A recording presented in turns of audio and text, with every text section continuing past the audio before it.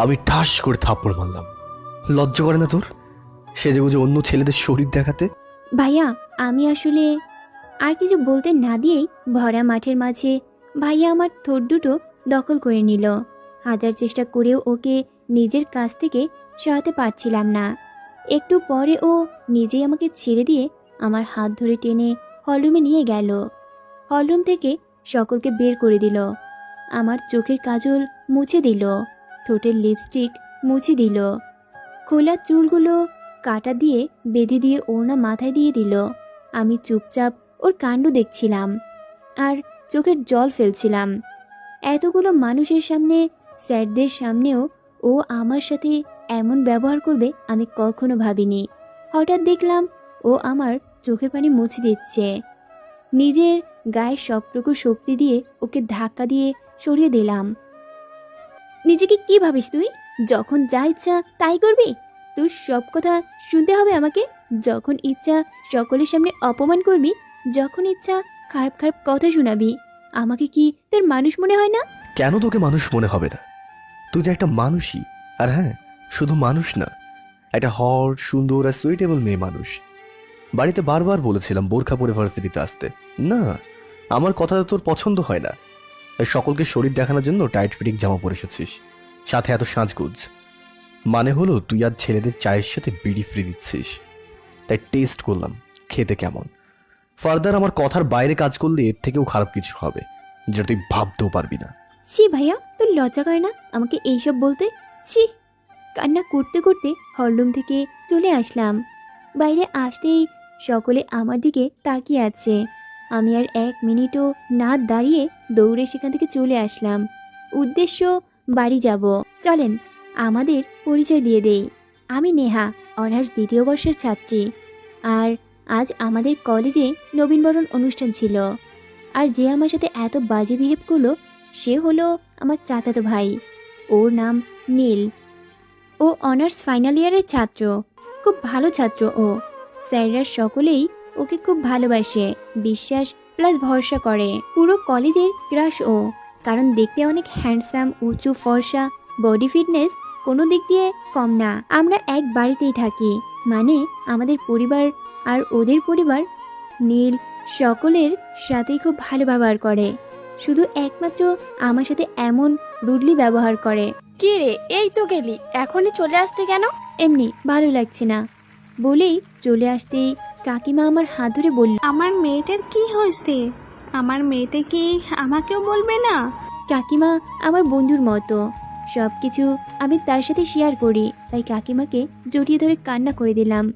ঘরে এসে কাকিমাকে সবটা খুলে বললাম। কাকিমা একটু চুপ থেকে আমার কপালে একটা চুমু দিয়ে বলল, আচ্ছা, আমি নীলের সাথে কথা বলবো, ও আর তোর সাথে এমন করবে না। তবে হ্যাঁ, ও যখন মানা করেছে তুই এগুলা না পড়ে গেলেই পারতি। জানিস তো ও ছোটবেলা থেকেই এমন, তোকে কোনো ছেলের সাথে মিশতে দেয় না, আর না বাজে কোনো পোশাক পরতে দেয়। আচ্ছা, আর মন খারাপ করে থাকতে হবে না, চল লুডো খেলি। আমিও একটা হাসি দিয়ে বললাম, চলো খেলি। আমি আর কাকিমা বাইরে বসে লুডো খেলছিলাম আর মা রান্না করছিল। তখনই নীল ভাইয়া খুব রাগ নিয়ে বাড়ির ভেতরে এসে সোজা আমার রুমে গিয়ে আমার সব জামাগুলো বাইরে নিয়ে এসে রান্নাঘর থেকে দেশলাই কাঠি নিয়ে এসে আমার জামাগুলো পুড়িয়ে দিল। আমি অবাকের চরম সীমায় পৌঁছে গিয়ে নেহাল ভাইয়ার দিকে তাকিয়ে আছি। ওকে দেখেই বোঝা যাচ্ছে খুব রেগে আছে। কাকিমা কিছু বলতে যাবে তার আগেই নীল ভাইয়া বলল, আম্মু আর ছোট মা, তোমাদের বলছি, আজকের পর থেকে নেহার সকল জামা কাপড় আমি কিনে দেব। আমার কিনা জামা ব্যতীত অন্য কোনো জামা যদি ও পরে, তাহলে আমাকে আর কেউ তোমরা খুঁজে পাবে না। ভাইয়া কথাগুলো বলেই বাড়ি থেকে বেরিয়ে গেল। আর আমি আমার জামাগুলো তাকিয়ে কান্না করছি। খুব খারাপ লাগছে, আমার সুন্দর সুন্দর জামাগুলো ও পুড়িয়ে ফেললো। কান্না করতে করতে রুমে চলে আসলাম। কান্না করতে করতে কখন ঘুমিয়ে পড়েছি জানিই না। ঘুম ভাঙলো নীল ভাইয়ের ডাকে। উঠে দেখি 4টা বাজে, তার মানে দুপুর পেরিয়ে বিকেল হয়ে গেছে। বিছানা থেকে উঠে ওকে না দেখার ভান করেই ওয়াশরুমে চলে এলাম শাওয়ার নেব বলে। কিন্তু বিপত্তি ঘটলো তখন, যখন মনে হলো জামা কাপড় নাই, সবগুলো ওই সাইকো ভিলেনটা পুড়িয়ে ফেলেছে। তাই বাধ্য হয়ে আবার বের হলাম। বের হয়ে দেখি আমার খাটে লম্বা হয়ে শুয়ে আছে। আমাকে দেখেই একটা শপিং ব্যাগ ছুঁড়ে দিয়ে বলল, শাওয়ার নিয়ে এটা পরে আয়, আর বাকি জামাগুলো আলমারিতে রাখা আছে। এই তুই নিজেকে কি ভাবিস বলতো ভাইয়া? তুই যখন যেটা বলবি তখন আমাকে সেটাই করতে হবে, তাই না? যত সব। আমি পরবো না তোর দেওয়া জামা, বুঝতে পেরেছিস? এবার আমার ঘর থেকে বেরিয়ে যা। খাট থেকে নেমে শার্টের হাতা ভাঁজ করতে করতে বলল, ও, তা আগে বলবি তো যে আমার হাতে তোর জামাগুলো পরতে ইচ্ছে করছে। ওকে চল, আমার কোনো প্রবলেম নেই। শেষবারের মতো বলছি, 10 মিনিট সময় দিলাম, শাওয়ার নিয়ে বাইরে আয়। আমার কাছে আসতেছে দেখে দিলাম এক দৌড়। শালা হারামি, দেখিস তোর কোনোদিন ভালো হবে না। তোর বউ হবে একটা পেতনি, তোর 24টা নাইজেরিয়ানদের মতো বাচ্চা হবে। আমাকে বলে 10 মিনিটের মধ্যে শাওয়ার নিয়ে বের হতে, সাহস কত? বের হব না আমি। দেখি তুই কি করিস। কিরে, তোর শাওয়ার নেওয়া এখনো শেষ হয়? না মানে আসলে ভাইয়া হয়নি। তাই নাকি? এখনো হয়নি? জানিস নি, হ্যাঁ, আমার তোর সাথে শাওয়ার নিতে ইচ্ছে করছে। শুধু শাওয়ার না, আরো অনেক কিছুই করতে ইচ্ছে করছে। দাঁড়া, তুই থাক, আমিও আসছি। ওর বলতে যেটুকু দেরি হয়েছে আমি তার আগেই বের হয়েছি। কিরে, তুই না বললি তোর গোসল শেষ হয়নি? না মানে আসলে ভাইয়া। হয়েছে, আর মিথ্যা বলতে হবে না। খাটে শুয়ে পড়ে ফোনটা টিপতে টিপতে বললাম কথাটা। টেবিলে দেখ, খাবার আছে, নিজে খা আর আমাকেও খাইয়ে দে। হ্যাঁ বললেই হলো। এই তুই কে রে যে তোকে আমি খাইয়ে দেব? যা তো এখান থেকে। অনেকক্ষণ হলো জ্বালাতন করছিস, বিরক্ত লাগছে আমার। বলে ওর দিকে তাকাতেই দেখলাম দুটো লাল রক্তিম বর্ণ চোখ আমার দিকে তাকিয়ে আছে। কি বললি তুই? আবার বল তো দেখি। না কিছু বলিনি তো। আমি কিছু বলতে পারি? বল। চল, খাবি না? আয়। বলেই খাবারের প্লেট হাতে নিয়ে ওর মুখের দিকে এক লোকমা ভাত দিলাম। ও খেয়ে আমাকে বলল, তুই খা। দুজনে চুপচাপ খেয়ে নিলাম। খাওয়া শেষে বিছানায় টান হয়ে শুয়ে আমাকে টেনে ওর মাথার কাছে বসিয়ে দিল। আমার হাতটা ওর মাথা দিয়ে বলল, খুব মাথা ব্যথা করছে, একটু টিপে দে না। মাথা টিপে দিচ্ছি আর বলছি, আচ্ছা ভাইয়া তুই সব সময় আমার সাথে এমন করিস কেন? আমি কি করেছি বল যে তুই আজ কলেজের সকলের সামনে আমাকে অপমান করলি? জানিস আমার কত খারাপ লাগছিল। হঠাৎ ও বালিশ থেকে মাথা সরিয়ে আমার কোলে মাথা রাখলো। এতে যেন আমি বরফ হয়ে গেলাম। কি করছে ও? আমার ভাবনার মাঝেই ও আমার কোমরটা জড়িয়ে ধরে বলল, সরি, আমি এমনটা করতে চাইনি, আর আগের মাথায় এমন করে ফেলেছি। আসলে তোর ওড়নাটা ঠিক ছিল না, সেটা নিয়ে কিছু ছেলেরা বাজে বাজে কথা বলছিল, তাই নিজেকে আর ঠিক রাখতে পারিনি। তোর সাথে রুড বিহেভ করে ফেলেছি। I am sorry. আর হ্যাঁ, আলমারিতে একটা বোরখা আছে, কাল থেকে ওইটা পরে বাইরে যাবি। এবার যেন আমার কথার কোনো নড়চড় না হয়, বলে দিলাম কিন্তু। এবার কথা না শুনলে একদম মেরে ফেলবো, মনে রাখিস। কথাগুলো বলেই রুম থেকে চলে গেল ভাইয়া। আর আমি হাবলার মতো ওর যাওয়ার দিকে তাকিয়ে রইলাম। এর মতিগতি আমি সত্যি কিছু বুঝি না। কখন কি বলে, কখন কি করে, আমার তো মনে হয় ও নিজেও জানে না। সন্ধ্যার দিকে কফি হাতে ছাদে দাঁড়িয়ে আছি, একটু করে কফি খাচ্ছি। হঠাৎ নীল ভাইয়া এসে বলল, নেহা, কফিটা একটু দে তো, মাথা ব্যথাটা না এখনো যায়নি। না রে ভাইয়া, এটা আমি খাইছি, তুই দাঁড়া, আমি মাকে বলছি তোকে আর একটা কফি দিয়ে যাবে। বলেই পা বাড়াতে যাব, তার আগেই ও বলল, এই কফিটা যদি তুই আমাকে না দিস তাহলে তোর ঠোঁটটা ঠোঁট থাকবে না। আই প্রমিস, ওটা আমার দখলে চলে আসবে। বাধ্য হয়ে কফিটা ওকে দিয়ে দিলাম। কফি খেতে খেতে ও বলল, আচ্ছা নেহা, এই সালমান আশিকটা কে রে? সালমান আশিক তো আমার ফেসবুক ফ্রেন্ড। ওর কথা নীল ভাইয়া জানলো কেমনে? চিনি না তো। কেন ভাইয়া, কি হয়েছে? আমার দিকে কিছু সময় শান্ত দৃষ্টিতে তাকিয়ে থেকে আবার সামনের দিকে তাকিয়ে কফিতে চুমুক দিতে দিতে বলল, না কিছু না। জানিস তো নেহা, যাদের পাখা গজায় তাদের পাখাটা ছেঁটেও দেওয়া যায়। আমরা মানুষের অনেক কিছুই করতে পারি, এমনকি মানুষ খুনও করতে পারি, কিন্তু সব কাজ করার আগে আমরা ভাবি না যে কি হতে পারে। তাই আজ তোকে বলছি, যেটাই করবি ভেবে চিন্তা করিস, তোর জন্য যেন কোনো ছেলের জীবন হারাতে না হয়। এই জন্যই বলে, ভাবিয়া করিও কাজ, করিয়া ভাবিও না। কথাগুলো বলেই কফিটা আমার হাতে দিয়ে চলে গেল। আমি ওর কথার মানে বুঝতে পারলাম না। কি বোঝাতে চাইলো ভাইয়া আমাকে? অনেক ভেবেও বের করতে পারলাম না। রুমে এসে পড়তে বসলাম। 10টার দিকে কাকিমা এসে ডেকে গেল খাবার জন্য। আমি, বাবা, কাকু আর নীল ভাইয়া খেতে বসেছি। নীল, আমরা চাই তুমি এবার পড়াশোনার পাশাপাশি আমাদের বিজনেসে জয়েন করো। আমি খেতে খেতেই বললাম, আমি নিজে কিছু করতে চাই, কারোর সাহায্য ছাড়া। আমি নিজের পায়ে দাঁড়াতে চাই। আশা করি তোমরা কথাটা বুঝতে পেরেছো। বলেই চলে আসলাম। ভাইয়াকে দেখেই মনে হলো কোনো একটা কারণে খুব রেগে আছে। খাওয়া দাওয়া শেষ করে ঘরে এসে শুয়ে শুয়ে কিছু সময় ফেসবুকে কাটালাম। আসলে ফেসবুকে কাটালাম মানে আশিকের সাথে কথা বললাম। ছেলেটা আমাদের কলেজেই পড়ে, ভাইয়ার সাথে। খুব মজার একটা মানুষ, সবসময় সকলকে মাতিয়ে রাখে। অনেকক্ষণ ওনার সাথে কথা বলে ফোনটা বালিশের নিচে রেখে শুয়ে পড়লাম। মাঝরাতে মনে হচ্ছে কেউ আমাকে খুব শক্ত করে জড়িয়ে ধরে আছে। আমার নিঃশ্বাস নিতেও খুব কষ্ট হচ্ছে, আবার খুব ভয়ও করছে। চোখ খুলে দেখার চেষ্টা করলাম, কিন্তু অন্ধকারের জন্য কিছু দেখতে পারছিলাম না। ভয়ে ভয়ে বললাম, কে আপনি? আমার কথা যেন ওনার পছন্দ হলো না। গায়ের থেকে আমার ওড়নাটা নিয়ে আমার মুখ বেঁধে দিল। আমি হাত পা নাড়াতেও পারছিলাম না। লোকটা ধীরে ধীরে আমার পেটের কাছে এসে জামাটা একটু সরিয়ে আমার পেটে একটা ডিপলি কিস করলো। সাথে সাথে আমার পুরো শরীরটা বরফ হয়ে গেল। হঠাৎ করে কিস করার জায়গায় খুব জোরে একটা কামড় দিল। ব্যথায় আমার চোখ দিয়ে পানি চলে আসলো। আমাকে কামড়ে দিয়ে লোকটা আমার হাতের মুঠোয় একটা কাগজ দিয়ে বেলকনি দিয়ে চলে গেল। আমি তাড়াতাড়ি উঠে ওড়নাটা সরিয়ে ঘরের লাইট দিয়ে কাগজটা খুলে পড়তে শুরু করলাম। নেহা সুইটহার্ট, তোমাকেই বলছি, আমি কি এটা জানার চেষ্টা করে কোনো লাভ হবে না, তাই বৃথা চেষ্টা করুন না। যেটা বলছি মন দিয়ে শোনো। আজকের পর থেকে তুমি যতবার কোনো ছেলের সাথে কথা বলবে ততবার আজকে যেটা হলো সেটাই হবে। ফেসবুক, ইমো, এমনকি নিজের ছেলে বন্ধুদের থেকেও দূরে থাকবে, নইলে এইভাবে প্রতিদিন রাতে এসে তোমাকে শাস্তি দিয়ে যাব। অনেক রাত হয়ে গেছে, এবার লক্ষ্মী মেয়ের মতো ঘুমিয়ে পড়ো। বাই। চিঠিটা পড়ে যেন আমি আকাশ থেকে পড়লাম। কে হতে পারে লোকটা? কেন এমন করলো আমার সাথে? আর আমি কার সাথে কথা বলবো না সেটা কি সে ঠিক করে দেবে নাকি? ইস, পেটটা আমার শেষ করে দিয়েছে। কোনো দিন মনে হয় কিছু খায় নাই, হনুমান কোথাকার। আর একদিন আসলে তোর কপালে দুঃখ আছে। তখনই ফোনে মেসেজ টোনটা বেজে উঠল। ওপেন করতেই দেখলাম একটা আননোন নাম্বার।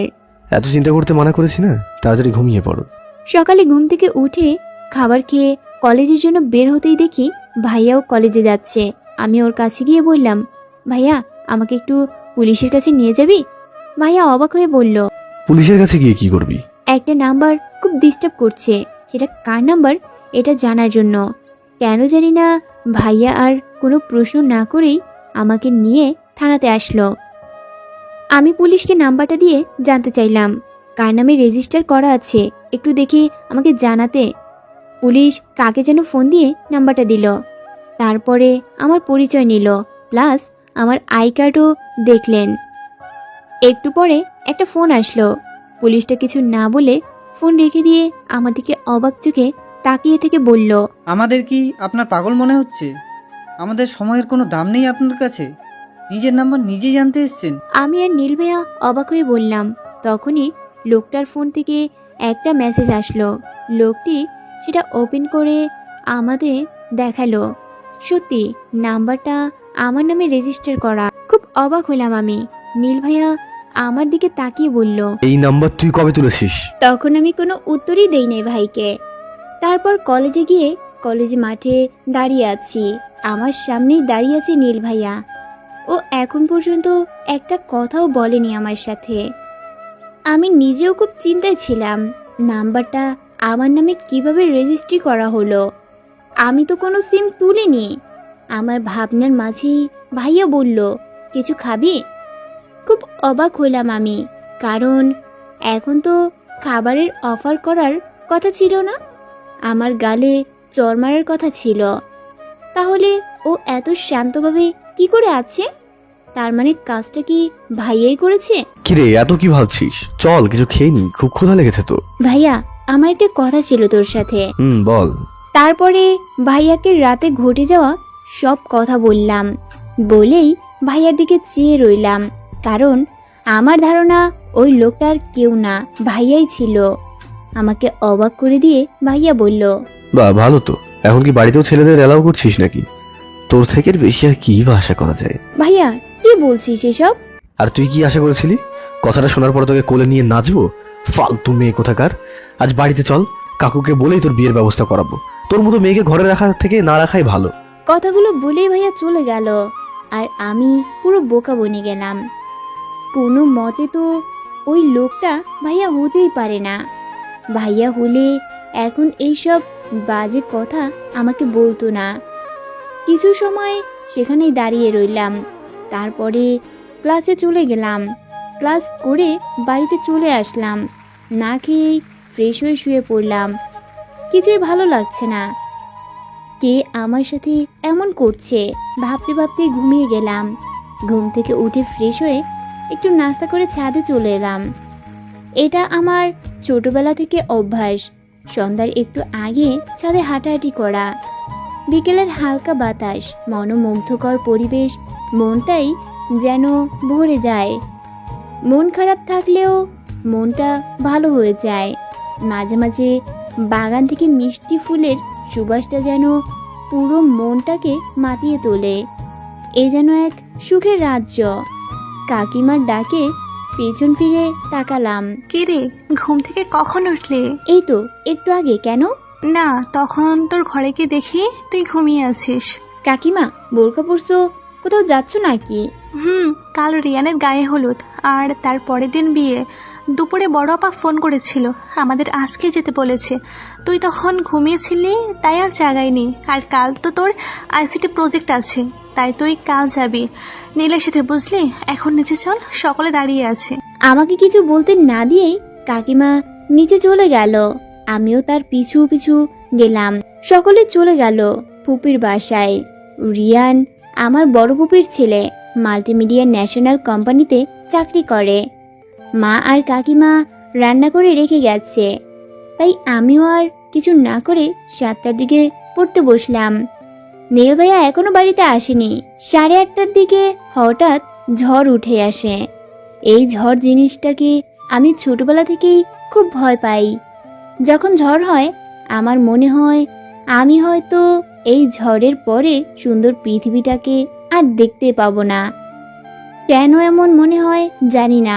ছোটবেলা থেকে আমি একটা একা রুমে থাকি। যখন আমি ক্লাস 8-এ পড়ি তখন মাঝরাতে একবার এরকম ঝড় হয়েছিল। ঘুটঘুটে অন্ধকারে আমার বারবার মনে হচ্ছিল কেউ হয়তো আমার পরিবারের কাছ থেকে আমাকে ছিনিয়ে নিয়ে যাবে। কান্না করতে করতে সেন্স হারিয়ে ফেলেছিলাম। সকালে উঠে দেখি আমি বিছানায় শুয়ে আছি, আমার পাশে সকলে বসে আছে। মাথাটা তুলতেও পারছিলাম না, জ্বর এসেছিল ভয়ে। সেই ছোটবেলার ভয়টাকে এখনো জয় করতে পারিনি। তারপর থেকে যখনই বৃষ্টি হয় তখনই আম্মুর কাছে থাকে, কিন্তু আম্মু তো আজ নেই, নীল ভাইয়াও এখনো আসেনি। ভাবতে ভাবতে কারেন্ট চলে গেল। খুব জোরে বৃষ্টিও পড়তে শুরু করলো। ভয়ে কান্না করে দিলাম। ঘরের এক কোণে মাথা নিচু করে বসে আছি, বারবার বিদ্যুৎ চমকাচ্ছে। হঠাৎ কারো হাতের স্পর্শ পেয়ে লাফ দিয়ে সেখান থেকে সরে গেলাম। এই নেহা, এই দেখ আমি নীল। ফোনের লাইটটা নিজের মুখে ধরে বললাম কথাগুলো। পাগলিটা, এই দেখ আমি চলে এসেছি তো, আর ভয় নেই। দৌড়ে গিয়ে নীল ভাইয়াকে জড়িয়ে ধরে ফুপাতে থাকলাম। কথা বলতে পারছিলাম না, দম বন্ধ হয়ে আসছিল। হঠাৎ ভাইয়া আমাকে কোলে তুলে নিল, কোলে করে নিজের ঘরে নিয়ে গেল। আমি তার শার্ট খামচে ধরে আছি।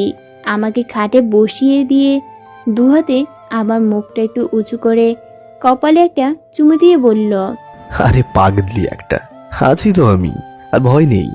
এই দেখ পুরো ভিজে গেছি, এমন থাকলে তোমার জ্বর আসবে। তুই একটু বস, আমি ভেজা জামা কাপড়গুলো ছেড়ে আসি একটু। আমি তখনও ভাইয়ার শার্ট খামচে ধরে আছি। বাধ্য হয় ভাইয়া ঘরেই শার্ট চেঞ্জ করলো।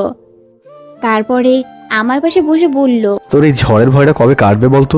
তোর জন্য ভিজে ভিজে বাড়িতে আসতে হলো। এসে এতবার কলিং বেল বাজালাম, দরজা খুললি না। শেষে ব্যালকনি দিয়ে পাইপ বেয়ে ঘরে আসতে হলো। সরি ভাইয়া। খুব ক্ষুধা লাগছে, রান্না করেছিস কিছু? না, মা কাকিমা রান্না করে রেখে গেছে। তারপরে আমরা দুজন মিলে খেয়ে নিলাম। কিন্তু আমি চিন্তা করছি আমি আজ রাতে ঘুমাবো কিভাবে। নীল ভাইয়াকেও তো কিছু বলতে পারবো না। অন্য সময় হলে ভাইয়াকে বলতাম আমাকে আমার মতো থাকতে দে, আমি নিজেকে নিজের মতো গুছিয়ে নিয়েছি। কিন্তু এই ঝড়ের সময় বলতে ইচ্ছা করছে, যেও না আমায় ছেড়ে, যেও না আমায় ছেড়ে। এইসব ভাবছিলাম, হঠাৎ ভাইয়া বলল, এত ভাবতে হবে না, আজ রাতে আমার রুমে ঘুমা, আমি সোফাতে ম্যানেজ করে নেব। আমি খাটে শুতে শুতে বললাম, ভাইয়া তোর খাটটা তো অনেক বড়, তুই চাইলে খাটেও শুতে পারিস। ও যেন এই কথারই অপেক্ষায় ছিল। আমি বলার সাথে সাথে সোফা থেকে উঠে এসে খাটে শুয়ে ফোন টিপতে লাগলো। আমিও চুপটি করে এক কোণায় শুয়ে আছি, কারণ আমাদের সমাজ এটা মেনে নেবে না দুজন অবিবাহিত ছেলে মেয়ে একসাথে থাকবে। এটা আসলেই ভালো চোখে দেখায় না। কিন্তু আজ আমি আমার ভয়ের কাছে নিরুপায়। এসব ভাবতে ভাবতে ঘুমিয়ে পড়লাম। সকালে ঘুম থেকে উঠে দেখি আমি নীল ভাইয়ার বুকে ঘুমিয়ে আছি, আর সে পরম যত্নে আমাকে দুই বাহু দিয়ে আগলে রেখেছে। কিন্তু আমি ভাবছি অন্য কথা, আমি তো দূরেই ঘুমিয়েছি, তাহলে ওর বুকে আসলাম কি করে? সকালের নাস্তা বানিয়ে ঘরে গেলাম কলেজে যাওয়ার জন্য রেডি হতে। হঠাৎ ফোনের রিংটনটা বেজে উঠল। ওপেন করেই দেখি সেই নাম্বারটা। কিছু সময় আছে, তখন আমাদের আশেপাশে কি হচ্ছে না হচ্ছে কিছুই আমার বুঝতে পারিনি। যেমন এখন কে আমার সাথে এমনটা করছে আমি কিছুই বুঝতে পারছি না। এই জিনিসটা সময়ের উপর ছেড়ে দেওয়াই ভালো। হয়তো সময় নিজেই আমাকে সবকিছুর উত্তর দিয়ে দিবে। দুজনে নাস্তা করে কলেজে চলে আসলাম। 20 মিনিট হলো গেটের কাছে দাঁড়িয়ে আছি, এখনো নীল ভাইয়ের খবর নাই। খুব বিরক্ত লাগছে। হঠাৎ করে হ্যাঁ বেবি। একটু দূরে সরে আসলাম, তারাও আমার পিছু পিছু আসলো। তখনই কোথা থেকে নীল ভাইয়া এসে আমার হাতে একটা লাঠি দিয়ে বলল, এই 20 মিনিটে আমার উপরে যত রাগ হচ্ছিল, এই লাঠিটা দিয়ে ওদের উপর রাগ ছাড়, যা। আমি কিছু সময় নীল ভাইয়ার দিকে তাকিয়ে রইলাম। তারপর হুট করে 3টা ছেলেকে লাঠি দিয়ে খুব মারলাম। আমি মারতে মারতে বললাম, কি বলে যেন সম্বোধন করলি আমাকে?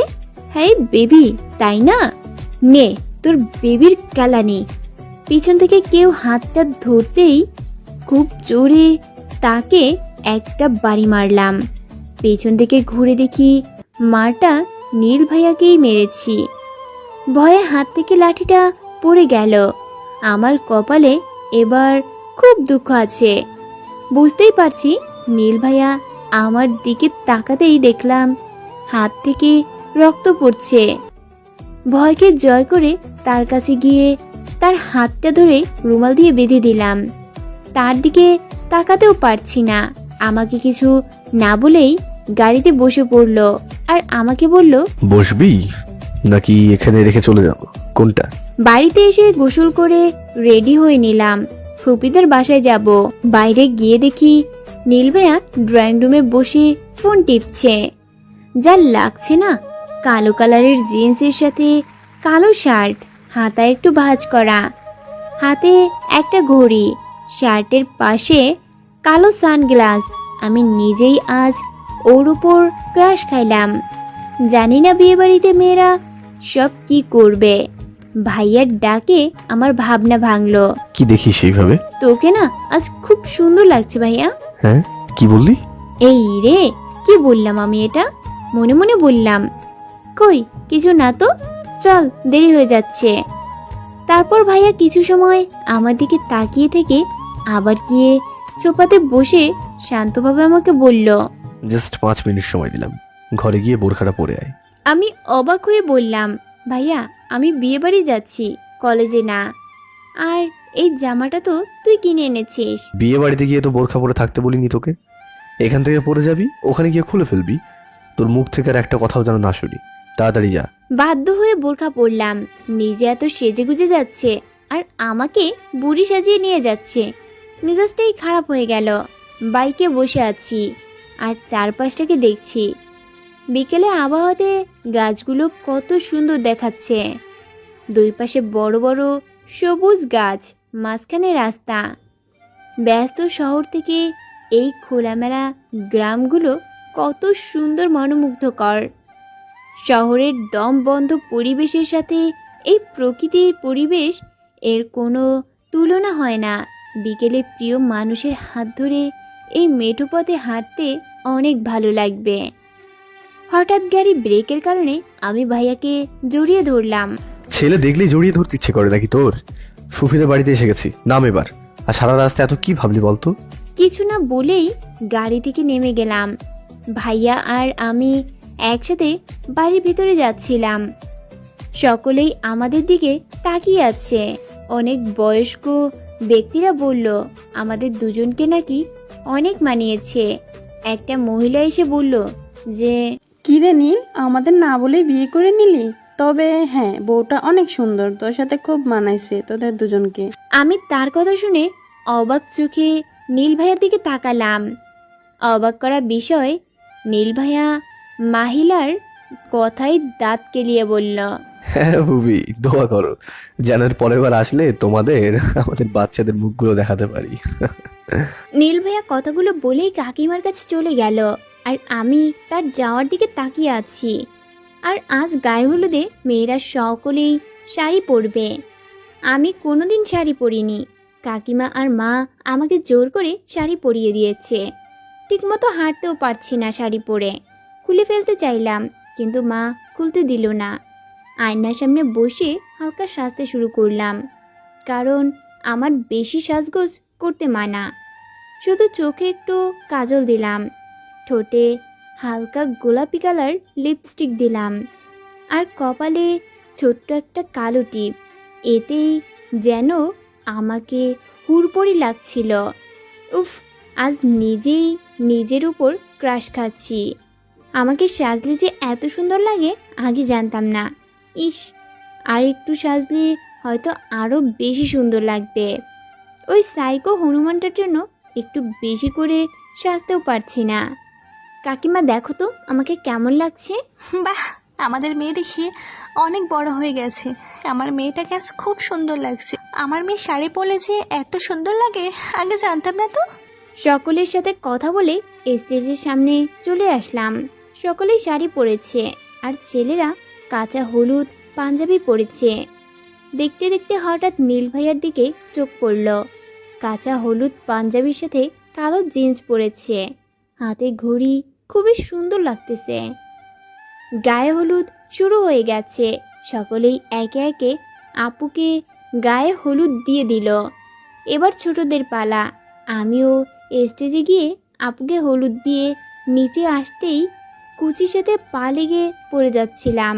হঠাৎ একটা ছেলে এসে আমাকে ধরে ফেলল। তাকে ধন্যবাদ দিয়ে ওখান থেকে চলে আসলাম। রাতে বড়রা সকলে একসাথে থাকবে, আর ছোটরা একসাথে। সকলে খুব মজা করছে, আমিও সকলের সাথে তাল মিলাচ্ছি। রাতে আমরা সকলেই একসাথে ঘুমিয়েছি। মাঝরাতে মনে হলো কেউ আমাকে কোলে করে কোথাও নিয়ে যাচ্ছে। হাত নাড়াতে চেষ্টা করতেই বুঝতে পারলাম হাত বাঁধা ও চোখটাও বেঁধে ফেলেছে। ভয়ে চিৎকার করতে যাব, তখনই তার ঠোঁট দিয়ে আমার ঠোঁটটা দখল করে নিল। বাড়িতেও কেউ আমার রুমে এসে আমার সাথে এমন করলো, আবার এখন এখানেও। কে এই মানুষটা, আর কেনই বা আমার সাথে এমন করছে? দম বন্ধ হয়ে আসছে আমার। হঠাৎ আমার ঠোঁট ছেড়ে দিয়ে কোনো একটা কাপড় দিয়ে মুখটা বেঁধে দিল। কোথাও একটা দাঁড়িয়ে আছি আমি, আর খুব ভালোভাবে বুঝতে পারছি যে শয়তানটা আমার সামনে দাঁড়িয়ে আছে। তার হাত দিয়ে আমার গালে এদিকে সেদিকে আঁকাআঁকি করতে শুরু করলো। আমি কিছুই করতে পারছি না। কেন এমন করছে আমার সাথে? কি করেছি আমি তার যে আমার সম্মান নিয়ে এমন করছে? ভাবতে ভাবতে সে আমার জামাটা সরিয়ে পেটে হাত বুলাতে শুরু করলো। এমন করতে করতেই হঠাৎ হাত দিয়ে খামচে ধরলো। আমার জান মনে হয় বেরিয়ে যাওয়ার উপক্রম হয়েছিল। ব্যথায় চোখ দিয়ে পানি বেরিয়ে পড়ল। বুঝতে পারছি পেট থেকে রক্ত পড়ছে, কারণ খুব জোরে খামচে দিয়েছে। খুব রাগ হচ্ছে, তাই পা দিয়ে সামনের দিকে দিলাম এক লাথি। লাথি কোথায় মেরেছি জানি না, তবে এইটুকু বুঝতে পারলাম লোকটা ব্যথা পেয়েছে। একটু খুশি খুশি লাগছিল। তখনই লোকটা আবারও এসে আমার চুলের মাঝে হাত দিয়ে আমার ঠোঁট দুটো দখল করে নিল। একটু পরে ছেড়ে দিয়ে হাতের বাঁধন খুলে দিয়ে আগের মতোই একটা চিরকুট দিয়ে চলে গেল। চোখ খুলে দেখলাম আমি ফুপিদের বাসার ছাদে। পেট থেকে জামাটা সরিয়ে দেখলাম খুব বাজেভাবে কেটে গেছে, রক্তও পড়ছে। চোখ মুছে চিরকুটটা খুলে পড়তে শুরু করলাম। নেহা, তোমাকে বলেছিলাম সকল ছেলেদের থেকে দূরে থাকতে, কিন্তু না, তুমি তো আমার কথা শোনোনি। সেদিন সারা রাত নীলের সাথে ঘুমিয়েছ, কিচ্ছু বলেনি। ভেবেছিলাম বিয়ে বাড়ি থেকে বাড়িতে আসলে তোমাকে তার শাস্তি দেব, কিন্তু তুমি কি করলে? শাড়ি পরে সেজেগুজে সকলকে নিজের রূপ দেখালে। শাড়ি পরে ছেলেদের গায়ে পড়তে খুব ভালো লাগে, তাই না? তাই ওই ছেলেটা তোমাকে বাঁচানোর বাহানায় তোমার শাড়ির নিচ দিয়ে পেট ধরছিল। কি করবো বলো তো, আমি অসহায়। তাই ওই হারামি তোমার পেট ধরবে আর আমি চুপ করে থাকবো, এটা কি করে হয় বলো? তাই পেটে আমার একটা ভালোবাসার পরশ দিয়ে গেলাম। আশা করি এমন ভুলটার কখনো করবে না। কোনো ছেলে যেন তোমাকে ধরার সাহস না দেখায়। ভালো থেকো। আর হ্যাঁ, তোমার ব্যাগে মলম আছে, পেটে লাগিয়ে নিও। আজ আবুর বিয়ে। চুপচাপ এক কোণে বসে আছি আমি। কিছুই ভালো লাগছে না। আমার সাথে কেন এমন হচ্ছে? এই কথাগুলো যদি বাইরের কেউ জানতে পারে যে রাতে আমার ঘরে কোনো এক ছেলে এসে আমার সাথে এমন করে, তাহলে তারা কোনো কথা চিন্তা না করে আমার নামের পাশে একটা খারাপ শব্দ জুড়ে দিবে। এত মানুষের ভিড়েও আজ আমি নিজেকে খুঁজে পাচ্ছি না। না চাইতেও মনটা বারবার ওই বাজে ছেলেটার কথা মাথায় আসছে। সে কি চাইছে? সে কি চাচ্ছে যে আমার চরিত্রে দাগ পড়ুক? এমন হাজারো প্রশ্ন আমার মাথায়। তখনই সকলে চিৎকার করে বলতেছে, বর এসেছে, বর এসেছে। বরপক্ষের সকলে খাওয়া দাওয়া শেষে বিয়ে পড়ানো শুরু হলো। বিয়ে পড়ানো দেখে ঘরে যাচ্ছিলাম, কোথা থেকে একটা ছেলে এসে আমার হাত ধরে বলতে শুরু করলো, হেই, আমি রিয়ান। তোমাকে না দেখতে খুব সুন্দর লাগছে। এভাবে মৌমাছিদের মতো ঘুরে বেড়াচ্ছ কেন? সকলেই তো মধু চাইবে। এমনিতেও মেজাজ ঠিক নেই। এর কথায় আরও খারাপ হয়ে গেল। তাই কোনো কিছু চিন্তা না করেই তার গালে কষি একটা থাপ্পড় মারলাম। পুরো বিয়ে বাড়ির লোক আমার দিকে তাকিয়ে আছে। মা, কাকিমা, বাবা সকলেই এসে আমাকে জিজ্ঞাসা করলো কি হয়েছে। নীল ভাইয়া হাত দুটো মুঠো করে এক সাইডে দাঁড়িয়ে আছে। আমি বাবাকে কিছু বলতে যাব, তার আগেই ছেলেটা আবারও সকলের সামনে আমার হাত ধরে বলতে শুরু করলো, এই মেয়ে, তুই জানিস না তুই কত বড় ভুল করলি। আমি কে তুই জানিস না। একটু আগে ভেবেছিলাম তোকে বিয়ে করব, কিন্তু না, তোকে তো শুধু এক রাতে আমি ব্যবহার করব। আর কিছুই বলতে পারলাম না। তার আগেই নীল ভাইয়া তাকে মারতে শুরু করলো। ছেলেটাকে মারার সময় অনেকেই নীল ভাইয়াকে মারতে আসলো। নীল ভাইয়া সকলকেই খুব মারলো। বাবা, কাকা, ফুপা কেউই তাকে থামাতে পারছে না। ড্রয়িং রুমে বসে আছি আমরা। কাকিমা ভাইয়ার হাতে ব্যান্ডেজ করে দিচ্ছে, কারণ ভাইয়ার হাত কেটে গেছে। যে ছেলেটাকে নীল ভাইয়া মেরেছে সে নাকি এই এলাকার এমপির ছেলে। তাকে কেউই কিছুই বলতে পারে না। ছেলেটা ঢাকাতেই থাকে, লকডাউনের কারণে গ্রামে এসেছে। সকলে মিলে বসে ঠিক করলো আজ রাতেই নীল ভাইয়া ঢাকাতে চলে যাবে, আর বাকি সকলে বৌভাতের পরে যাবে। সকলের মাঝেই নীল ভাইয়া দাঁড়িয়ে আমার দিকে তাকিয়ে বলল, নেহা, ঘরে যা আর লাগেজ গোছা, তুই আমার সাথে আজ বাড়িতে ফিরবি। নীল ভাইয়া কথাগুলো বলেই চলে গেল। আমিও রুমে চলে আসলাম, কারণ ও যে আমাকে এখানে আর এক মুহূর্ত থাকতে দেবে না সেটা আর কেউ না বুঝলেও আমার পরিবার খুব ভালোভাবে বুঝে গেছে। সকলের থেকে বিদায় নিয়ে বাড়িতে চলে আসলাম। ঘরে গিয়ে ফ্রেশ হয়ে নে, আমি হোটেল থেকে খাবার আনছি। অনেক রাত হয়ে গেছে, এখন আর রান্না করতে হবে না। কথাগুলো বলেই ভাইয়া বাইরে চলে গেল। আমিও রুমে চলে আসলাম। খুব ক্লান্ত লাগছে, তাই ফ্রেশ হয়ে বিছানাতে গাটা এলিয়ে দিলাম। কখন যে ঘুমিয়ে গেছি বলতে পারি না। নীল ভাইয়ার ডাকে ঘুম ভাঙলো। নেহা, এই নেহা, কিরে নেহা, উঠ উঠে খেয়ে নে। কথাগুলো বলেই চলে যাচ্ছিল। আমি হাতটা ধরে বললাম, ভাইয়া তুই খাবি না? না, আমার ক্ষুধা নেই। আমি জানি ও যখন খুব রেগে থাকে তখন খাওয়া দাওয়া করে না, তাই ওকে জোর করে পাশে বসিয়ে দিয়ে খাইয়ে দিলাম আর নিজেও খেলাম। প্লেটটা রেখে যেই না ওর দিকে ঘুরে বসলাম, আচমকা ও আমাকে খুব শক্ত করে জড়িয়ে ধরে বলল, আজ থেকে বাড়ির বাইরে গেলে আমার সাথে যাবি, কোনো দরকার হলে আমাকে জানাবি, একা একা কোথাও যাবে না। বুঝতে পেরেছিস আমি কি বললাম? এই প্রথম ভাইয়া আমাকে এইভাবে জড়িয়ে ধরে শান্ত গলায় কথা বলছে। ভাইয়া তুই কি কান্না করছিস? কথাটা বলতেই আমাকে ছেড়ে দিয়ে উল্টো দিকে হাঁটতে শুরু করলো। আমি অনেকবার ডাকলাম, কিন্তু ও আমার কথা শুনল না। এইভাবেই কেটে গেল কিছুদিন। বাড়ির সকলেই চলে আসছে। আমার এখন বাড়ির বাইরে গেলে ভাইয়ার সাথে যেতে হয়। আমি একা কোথাও যেতে পারবো না, এটা নীল ভাইয়ার কথা। আজ কলেজ থেকে ফেরার সময় রাস্তার ওপারে ফুচকার দোকান দেখে ভাইয়াকে বললাম ফুচকা খাবো। ঠিক আছে, তুই এখানে দাঁড়া, আমি নিয়ে আসছি, বাড়িতে গিয়ে খাবি। এখানে রাস্তায় দাঁড়িয়ে খাওয়াটা ঠিক না। কথাগুলো বলেই ভাইয়া ফুচকা আনতে চলে গেল। আর কিছুক্ষণ পরেই নেহা, নেহা, এই নেহা, এই এই এই- এই যে ভাই, এখানে একটা মেয়ে দাঁড়িয়ে ছিল, দেখেছেন? কালো বোরখা পরে।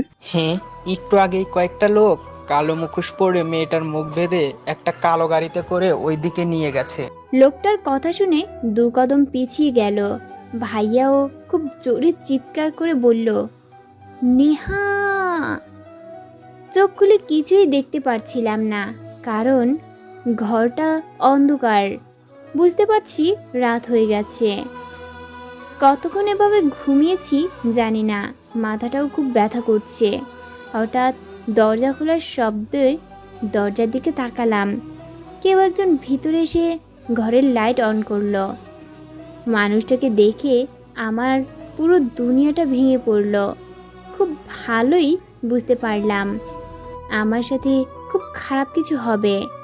বারবার আল্লাহকে ডাকছিলাম আর মনে মনে ভাবছিলাম, যাই হোক না কেন নীল ভাইয়া আমার কিছু হতে দিবে না। কেন জানি আজ নীল ভাইয়াকে খুব ভরসা করতে ইচ্ছে করছে। হ্যাঁ, ছেলেটা আর কেউ না, আমি যাকে বিয়ে বাড়িতে চর মেরেছিলাম সেই এমপির ছেলে রিয়ান। আমার ভাবনার মাঝেই রিয়ান আমার সামনে এসে আমার মুখটা শক্ত করে ধরে বলল, কি ভেবেছিলি আমার থেকে বেঁচে গেছিস?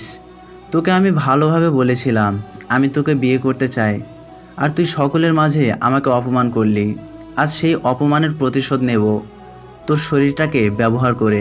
তার কথাই যেন আমার মাথায় বাজ পড়ল। তাহলে কি আজ আমার পুরো জীবনটা শেষ হয়ে গেল? আমার হাত পাও বাঁধা, চাইলেও কিছু করতে পারবো না। হঠাৎ রিয়ান আমার গা থেকে ওড়নাটা নিয়ে মেঝেতে ফেলে দিল। আমার দম যেন বন্ধ হয়ে আসছিল। তখনই কেউ একজন লাথি দিয়ে দরজা ভেঙে ভিতরে আসলো। মানুষটাকে দেখে আমার দেহে যেন প্রাণ ফিরে আসলো, কারণ আমাদের সামনে রক্তিম চোখ নিয়ে হাতটা মুঠো করে নীল ভাইয়া রিয়ানের দিকে তাকিয়ে আছে, সাথে পুলিশও এসেছে। নীল ভাইয়া আমার এমন অবস্থা থেকে নিজেকে আর ঠিক রাখতে না পেরে রিয়ানকে খুব মারল। পরে পুলিশ এসে নীল ভাইয়াকে সরিয়ে দিয়ে রিয়ানকে নিয়ে চলে গেল। সাথে সাথে নীল ভাইয়া আমার কাছে এসে আমার গায়ে ওড়নাটা দিয়ে হাত পায়ের বাঁধন খুলে দিল। আমি সাথে সাথে নীল ভাইয়াকে জড়িয়ে ধরে কান্না করতে শুরু করে দিলাম। নীল ভাইয়া আমার মাথায় হাত রেখে আমাকে স্বাভাবিক করার চেষ্টা করছিল। তখনই আমি সেন্স হারাই, কারণ সারাদিন কিছুই খাইনি। তারপরেও খুব ভয় পেয়েছিলাম। যখন ঘুম ভাঙলো তখন নিজেকে নীল ভাইয়ার বুকে আবিষ্কার করলাম। চারদিকে তাকিয়ে বোঝার চেষ্টা করলাম আমরা কোথায় আছি। বুঝতে পারলাম আমি নীল ভাইয়ার রুমে শুয়ে আছি, তাও আবার নীল ভাইয়ার বুকে। আমাকে নড়তে দেখেই নীল ভাইয়া তাড়াতাড়ি উঠে আমাকে বলতে শুরু করলো, এই এই এই নেহা, তুই ঠিক আছিস তো? পাগলিটা, এত ভয় কিসের? আমি আছি তো। এই নীল থাকা পর্যন্ত কেউ তোর কোনো ক্ষতি করতে পারবে না, বুঝলি? কথাগুলো বলেই আমাকে আবার বুকে টেনে নিল। আমি কিছুই বলছিলাম না, আসলে কি বলবো বুঝতেও পারছিলাম না। হঠাৎ নির্ভয়া আমাকে ছেড়ে দিয়ে বাইরে চলে গেল। একটু পরে আবার আসলো হাতে খাবার নিয়ে। নে, এবার কোনো কথা না বলে চুপচাপ খাবারটা শেষ করে দে। কথাগুলো বলেই নীল ভাইয়া আমার মুখে খাবার তুলে দিল। খাওয়া শেষে আমি বললাম, ভাইয়া বাড়িতে কি কেউ নেই? আছে তো। তোর এমন মনে হলো কেন যে কেউই নেই? না আসলে আমি তোর রুমে এত রাতে, তারপরেও আমার সাথে এত কিছু হয়ে গেল, তারপরেও বাড়ির কাউকে দেখতে পারছিলাম না। না রে পাগলি, বাড়িতে সকলে আছে, সকলেই তোর কাছে ছিল। সারাদিন সকলের ওপর দিয়ে অনেক ঝড় গেছে, সকলেই খুব ক্লান্ত, তাই আমি সকলকে জোর করে নিজেদের ঘরে পাঠিয়ে দিয়েছি। আর আমি নিজেই তোকে আমার ঘরে রেখেছি। অনেক রাত হয়ে গেছে, আর খুব ঘুমও পাচ্ছে, আর কোনো কথা বলতে ইচ্ছে করছে না। চল ঘুমাবো। কথাটা বলেই টেবিলে প্লেটটা রেখে আমাকে কোলে নিয়ে খাটের মাঝে নিয়ে এসে এসির পাওয়ারটা বাড়িয়ে দিয়ে কাঁথাটা দুজনের গায়ে দিয়ে আমাকে নিজের বুকের মাঝে জড়িয়ে নিয়ে ঘুমিয়ে গেল। এদিকে আমার তো পাগল পাগল অবস্থা। নীল ভাইয়া এসব কি করছে আর কেনই বা করছে, এসব ভাবতে ভাবতেই ঘুমিয়ে গেলাম। সকালে ঘুম থেকে উঠে দেখি পাশে নীল ভাইয়া নেই, তাই বিছানা থেকে উঠে ধীরে ধীরে বাইরে চলে গেলাম। বাইরে যেতেই কাকিমা আমার কাছে এসে বলল, কিরে এখন কেমন আছিস? ভালো। কিছু খাবি? না কাকিমা, ফ্রেশ হব তারপরে। আচ্ছা তাহলে যা ফ্রেশ হয়ে আয়। আচ্ছা কাকিমা, নীল ভাইয়া কই? ওকে তো কোথাও দেখছি না। ও একটু থানাতে গেছে, ওই রিয়ান এর ব্যাপারে নিয়ে কিছু কথা বলতে, একটু পরেই চলে আসবে। কেন, কোনো দরকার আছে? না, এমনি বললাম। পরে কাকিমার কাছে জানতে পারলাম আমাকে রিয়ান তুলে নিয়ে যাওয়ার পরে নীল ভাইয়া প্রথমেই রিয়ানের কথা পুলিশকে জানায়। তারপরে রিয়ানের নাম্বার ম্যানেজ করে সেটা ট্র্যাক করে আমাকে বাঁচায়। ঘরে এসে ফ্রেশ হতে চলে গেলাম। পরে ভাবছিলাম, আচ্ছা নীল ভাইয়া ছোটবেলা থেকে আমার সাথে এমন করে কেন? কখন ভালো ব্যবহার করে, কখনো রুডলি ব্যবহার করে, কখনো মারে তো কখনো আদর করে। তবে অন্য কেউ আমাকে বকলে তার 12টা বাজিয়ে দেয়। কেন এমন করে? নাস্তা করছিলাম, তখনই নীল ভাইয়া এসে আমার পাশে বসে পাউরুটিতে জেলি মাখতে মাখতে আশেপাশে একবার দেখে নিল। আশেপাশে কেউ নেই। পাউরুটিতে একটা কামড় দিয়ে আমাকে বলল, নেহা শোন, ছোটবেলা থেকে তোকে মারার, বকার, আদর করার সব কিছু অধিকার একমাত্র আমার ছিল, আর এখনও আছে, ভবিষ্যতেও থাকবে। আর হ্যাঁ, তোর মনে শুধু একটা ছেলের নাম থাকবে, সেটা হলো আনিসুর রহমান নীল। আশা করি কি বলেছি বুঝতে পেরেছিস। কথাগুলো বলেই আমার কাছে এসে ঠোঁটে হালকা করে ভালোবাসার পরশ এঁকে দিয়ে চলে গেল। আমি ওর চলে যাওয়ার দিকে তাকিয়ে আছি আর ভাবছি, ও আমাকে কি বলল এগুলো? এই কথাগুলো কে আমি কিভাবে নেব? জেদ নাকি ভালোবাসা? কিছুই বুঝতে পারছি না। সারাদিন আর নির্ভয়ের সাথে দেখা হয়নি। রাতে খেয়ে রুমে চলে আসলাম ঘুমাতে। খুব গরম, তাই প্লাজোর সাথে গেঞ্জি পরে শুয়ে পড়লাম। গেঞ্জি শুধু নিজের রুমেই পরি, কারণ এখনও শহরের আধুনিকতাকে আয়ত্ত করতে পারিনি। শুয়ে শুয়ে ফোনে গান শুনছিলাম। 11টা বাজে। হঠাৎ ব্যালকনি দিয়ে নীল ভাইয়া আমার রুমে আসলো। ওকে দেখে লাফ দিয়ে বিছানা থেকে উঠে ওড়নাটা গায়ে জড়িয়ে নিয়ে বললাম, এই তুই এত রাতে আমার রুমে কি করিস? হ্যাঁ, লজ্জা করে না তোর এত রাতে একটা মেয়ের রুমে আসতে? তখনই একটা কাগজ আমার সামনে দিয়ে বলল, না করে না, এবার বেশি কথা না বলে লক্ষ্মীর মতো এতে একটা সই করে দে। এটা কিসের কাগজ? এটা তোর বিয়ের রেজিস্ট্রি পেপার হারামি। এটা কলেজ থেকে পাঠিয়েছে। বলেছে আজকের মধ্যে সই না করে দিলে থার্ড ইয়ারে আর তুলে দেবে না। আমার বন্ধু শাহিন পেপারটা আমাকে নিয়ে এসে দিয়েছে। শাহিন নিচে দাঁড়িয়ে আছে, ওর কাছে কাগজটা দিয়ে দিতে হবে, স্যারকে সে দিয়ে দেবে। এবার তাড়াতাড়ি সাইন করে দে। আমিও আর কিছু চিন্তা না করেই সাইন করে দিলাম। ও ব্যালকনি দিয়ে কাগজটা শাহিন ভাইয়াকে দিয়ে আবার আমার রুমে এসে খাটে শুয়ে বলল, সকলে ঘুমিয়ে পড়েছে, খুব ক্ষুধা লেগেছে, যা আমার জন্য খাবার নিয়ে আয়। কি হলো, চুপ দাঁড়িয়ে আছেন কেন? যান খাবার নিয়ে আসুন মহারানী। বাধ্য হয়ে ওর জন্য খাবার নিয়ে এসে খাবার খাইয়ে দিলাম। আচ্ছা নেহা, আমাদের মুসলমান মেয়েদের বিয়ের সময় কি বলতে হয়? খুব অবাক হলাম ওর প্রশ্নে। এটা কোনো প্রশ্ন হলো? এটা তো ছোট বাচ্চাও জানে কি বলতে হয়। কি হলো, কি এত ভাবছিস? বল না কি বলতে হয়। কবুল। হ্যাঁ, কি বলতে হয় বুঝলাম না তো। আরে কানে শুনতে পায় না নাকি? কবুল কবুল। ও, এত জোরে বলার কি আছে, শুনেছি তো। আচ্ছা ঠিক আছে, কবুল কবুল কবুল। এগুলো বলেই আমার কোমর জড়িয়ে ধরে বিছানাতে শুয়ে দিয়ে আমাকে জড়িয়ে ধরে শুয়ে পড়ল। এই এই কি করছিস? ছাড় আর নিজের রুমে গিয়ে ঘুমা যা। কে শুনে কার কথা? আমাকে জড়িয়ে ধরে বাচ্চাদের মতো ঘুমিয়ে গেল। আমিও চিন্তা করতে করতে ঘুমিয়ে পড়লাম। সকালে ঘুম থেকে উঠে দেখি নীল ভাইয়া উপর হয়ে শুয়ে আছি, আর আমি তার পিঠের উপর শুয়ে আছি। লজ্জায় মনে হচ্ছে মাটির সাথে মিশে যাই। ধীরে ধীরে উঠে পড়লাম। ফ্রেশ হয়ে এসে দেখি নীল ভাইয়া নেই, উঠে চলে গেছে মনে হয়। আজ কলেজে যাব না, ভালো লাগছে না, তাই নাস্তা করে রুমে চলে আসলাম। শুয়ে শুয়ে ভাবছি, বাড়ির সকলেই যদি জানতে পারে নীল ভাইয়া রাতে আমার রুমে ছিল, তাহলে কি ভাববে সকলে? আমাকে খুব খারাপ মেয়ে ভাববে, নাকি নীল ভাইয়াকে খারাপ ছেলে ভাববে? না, এই সমাজ আর যাই করুক, ছেলেদের খারাপ বলতে পারি না। আজ খুব ইচ্ছে করছে মুক্ত পাখির মতো খোলা আকাশটাতে উঠতে, পুরো পৃথিবীটাকে একা অনুভব করতে। ইচ্ছে করছে আকাশ প্রাণে ঘুরে ঘুরে আমার মনের রাজাটাকে খুঁজে বের করে তার সাথে খুব সুন্দর একটা সংসার করতে। ইচ্ছে করছে তার পুরোটা জুড়ে শুধু আমি থাকব। এইসব ভাবতে ভাবতে আবার কখন ঘুমাইছি জানি না। ঘুম থেকে উঠে দেখি 12টা বাজে। উঠে গোসল করে বাইরে গিয়ে দেখি মা রান্না করছে। আমিও মার কাছে গিয়ে টুকটাক কাজ করে দিলাম। দুপুরে খেতে বসেছি। আমার ঠিক সামনে নীল ভাইয়া বসে খাচ্ছে।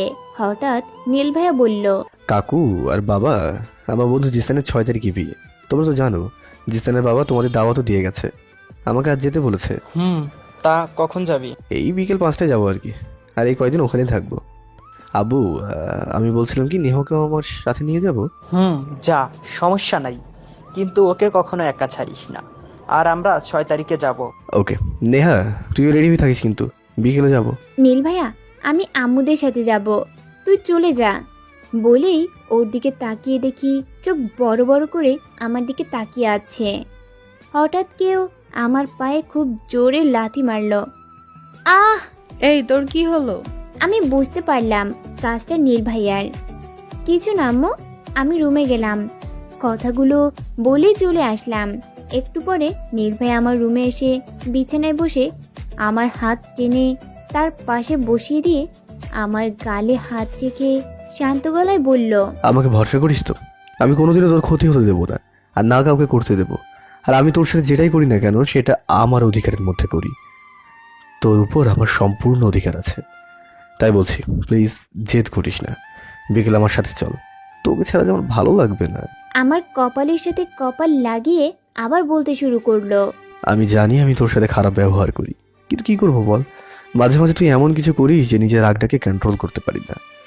আজ তোকে ছুঁয়ে কথা দিলাম, সারা জীবন আগলে রাখবো তোকে। প্লিজ কখনো আমাকে ছেড়ে যাস না, পাগল হয়ে যাবো তো। হুট করে নীল ভাইয়া ঠোঁটে আলতো করে ঠোঁট ছুঁয়ে চলে গেল রুম থেকে। নীল ভাইয়া কি সত্যি আমাকে ভালোবাসে, নাকি শুধুই নিজের সম্পত্তি মনে করে? বিকেলে আমি আর নীল ভাইয়া বেরিয়ে পড়লাম জিসান ভাইয়ার বাড়ির উদ্দেশ্যে। বাইকে বসে আছি চুপচাপ, কথা বলতে ইচ্ছা করছে না। কিছু দূর যাওয়ার পরে হঠাৎ একটা মেয়ে এসে বাইকের সামনে দাঁড়ালো। মেয়েটাকে আমি চিনি। নীল ভাইয়ার বান্ধবী, নাম হলো যারা। খুব স্মার্ট, খুব স্মার্ট বললে ভুল হবে, ওভার স্মার্ট। ছোট ছোট জামা কাপড় পরে। রাস্তার মাঝেই নীল ভাইয়াকে জড়িয়ে ধরে বলল, হাই বেবি, দেখো না জিসানদের বাড়িতে যাচ্ছি। মাঝ রাস্তায় আমার গাড়িটা নষ্ট হয়ে গেছে। তুমিও তো যাচ্ছ তাই না?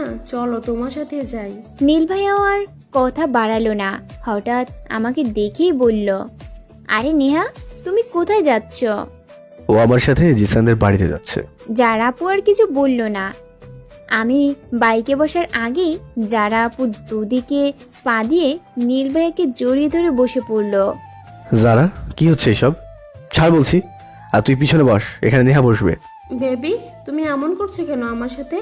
আজ একটু না হয় আমার পিছনেই বসো। নেহা, তোমার কি কোনো প্রবলেম হবে? আমি কি আর বলবো, না আপু তুমিই বসো, আমি তোমার পাশে বসছি। আমার কথাটা মনে হয় নীল ভাইয়ার পছন্দ হয়নি। আমার দিকে রাগের লুক নিয়ে তাকিয়ে যারা আপুকে বলল, তুই কি পিছনে যাবি নাকি তোকে এখানে রেখে যাব? কোনটা?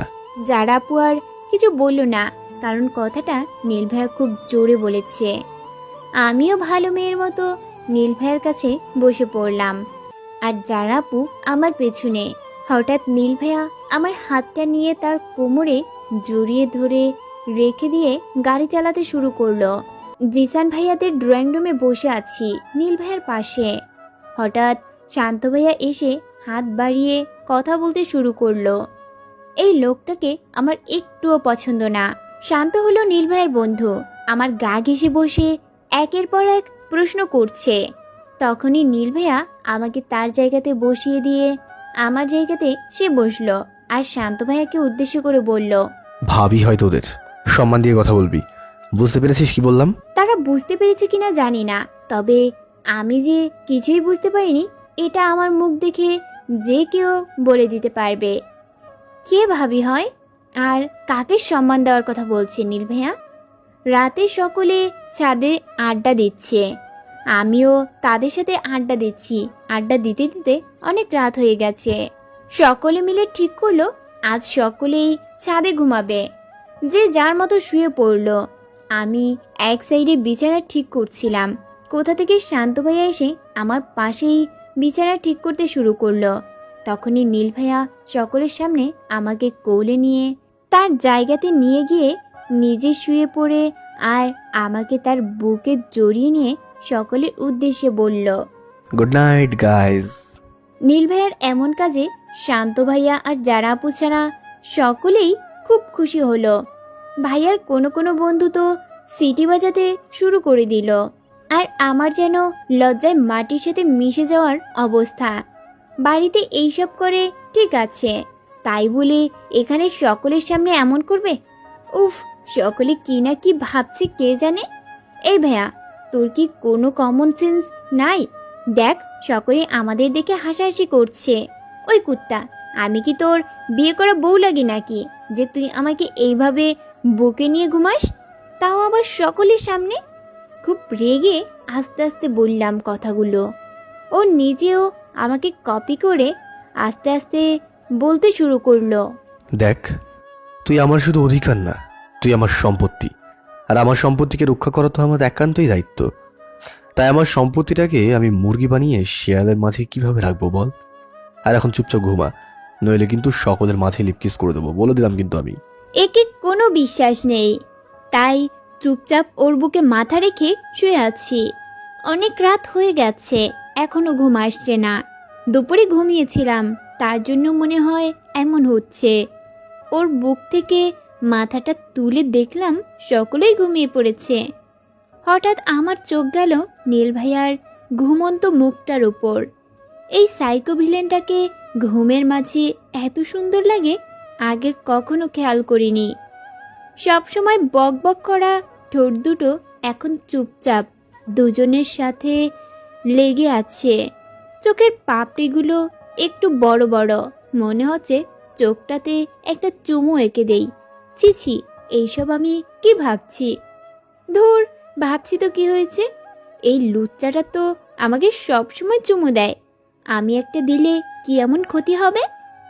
আর তাছাড়া ও তো দেখবে না, ও তো ঘুমিয়ে আছে। সব কিছুকে দূরে রেখে নিজের মনের ইচ্ছাটাকে মেনে নিলাম। ধীরে ধীরে ওর চোখের কাছে গিয়ে শান্ত চোখটাতে একটা চুমু দিলাম। এতে যেন মনটাকে শান্ত করতে পারলাম না, তাই ওর সারা গালে অনেকগুলো চুমু দিলাম। আজ আমার কি হয়েছে আমি নিজেও জানি না। বারবার মনে হচ্ছে আমি নিজের মাঝে নেই। ওর কপালে আর একটা চুমু দিতেই ও চোখ খুলে অসহায় ভাব নিয়ে আমাকে বলল, সারা মুখ চোখে চুমু দিয়ে ভরিয়ে দিলি, কিন্তু আমার এত সুন্দর গোলাপি ঠোঁটটা এত চোখে পড়লো না। ওর তাকানো দেখে যেন আমার মরে যেতে ইচ্ছা করছিল। তার মানে ও জেগেছিল, আমাকে বোকা বানিয়েছে। ছি ছি ছি ছি, আমি এখন ওর দিকে তাকাবো কিভাবে? কি ভাবছে ও? ছি, নিজেকে নিজের চড়াতে ইচ্ছা করছে। তখনই ওর আমার মাথাটা উঁচু করে আমার ঠোঁটে হালকা করে একটা চুমো এঁকে দিয়ে আরো শক্ত করে জড়িয়ে ধরে বলল, আরে পাগলি, অনেক রাত হয়েছে, ঘুমিয়ে পড়। আর লুকিয়ে আদর করতে হবে না, আর আমাকে আদর করার জন্য সারাটা জীবনই পাবি। ধুর, পাগলের মতো কি করে বসলাম এটা? মান সম্মানের ফালুদা বানিয়ে ফেললাম একেবারে। ভাবতে ভাবতেই ঘুমিয়ে পড়লাম। সকালে ঘুম থেকে উঠে দেখি আমি জিসান ভাইয়ার রুমে শুয়ে আছি। বিছানাতে উঠে বসে এদিক সেদিক দেখতে দেখতেই দেখলাম নীল ভাইয়া ওয়াশরুম থেকে একদম শাওয়ার নিয়ে বের হয়েছে। ভাইয়া, আমরা তো ছাদে ঘুমিয়েছিলাম, এই রুমে কখন এলাম? তোর মতো লুচ্চি মেয়েকে ছাদে রাখার সাহস পাইনি, তাই তুই ঘুমানোর পরে তোকে নিয়ে রুমে চলে এসেছি। প্রথমে তো আমাকে হাজারটা চুমু দিয়ে আমার ভার্জিনিটি নষ্ট করার চেষ্টা করলি, পরে যদি সবার সাথে। মানে কি? আমি তোকে কখন চুমু দিয়েছি? যত সব ন্যাকামো অভিনয় করে বললাম, আর বলেই ভাব নিয়ে ওয়াশরুমে চলে গেলাম। আজকে সকালে সকলের জন্য ভুনা খিচুড়ি রান্না করেছে জিসান ভাইয়ার আম্মু। সকলেই একসাথে বসে খাচ্ছে, আমিও নীল ভাইয়ার পাশেই বসেছি। কিন্তু সকলে নিজের হাতে খেলেও আমি খাচ্ছি না, কারণ আমাকে নীল ভাইয়া খাইয়ে দিচ্ছে। এই লোকটার লজ্জা বলতে কিছুই নেই। বাড়িতে যা করে অন্যের বাড়িতেও কি তাই করতে হবে? বিরক্ত। কিন্তু কিছুই বলতে পারছি না, কারণ কিছু বলতে চাইলেও সকলের সামনে লিপ কিসের হুমকি দেয় হারামি। নীল, এটা কি বাড়াবাড়ি হচ্ছে না? ও কি ছোট বাচ্চা নাকি যে ওকে তুলে খাওয়াতে হবে? লোক লজ্জা বলে তো কিছু আছে নাকি? হে বাবা, মেয়েটা তোমার কি হয় বলো তো? কাল থেকে দেখছি আঠার মতো লেগে আছো দুজনেই। চাচা তো বোন হয়, কিছু মেয়েরা এমন আছে যাদের স্বভাবটাই এমন, ছেলেদের গায়ে পড়া। এই মেয়েটাও ঠিক সেই রকম। সকলের কথা শুনে আমার চোখ দিয়ে আপনা আপনি পানি পড়তে শুরু করলো।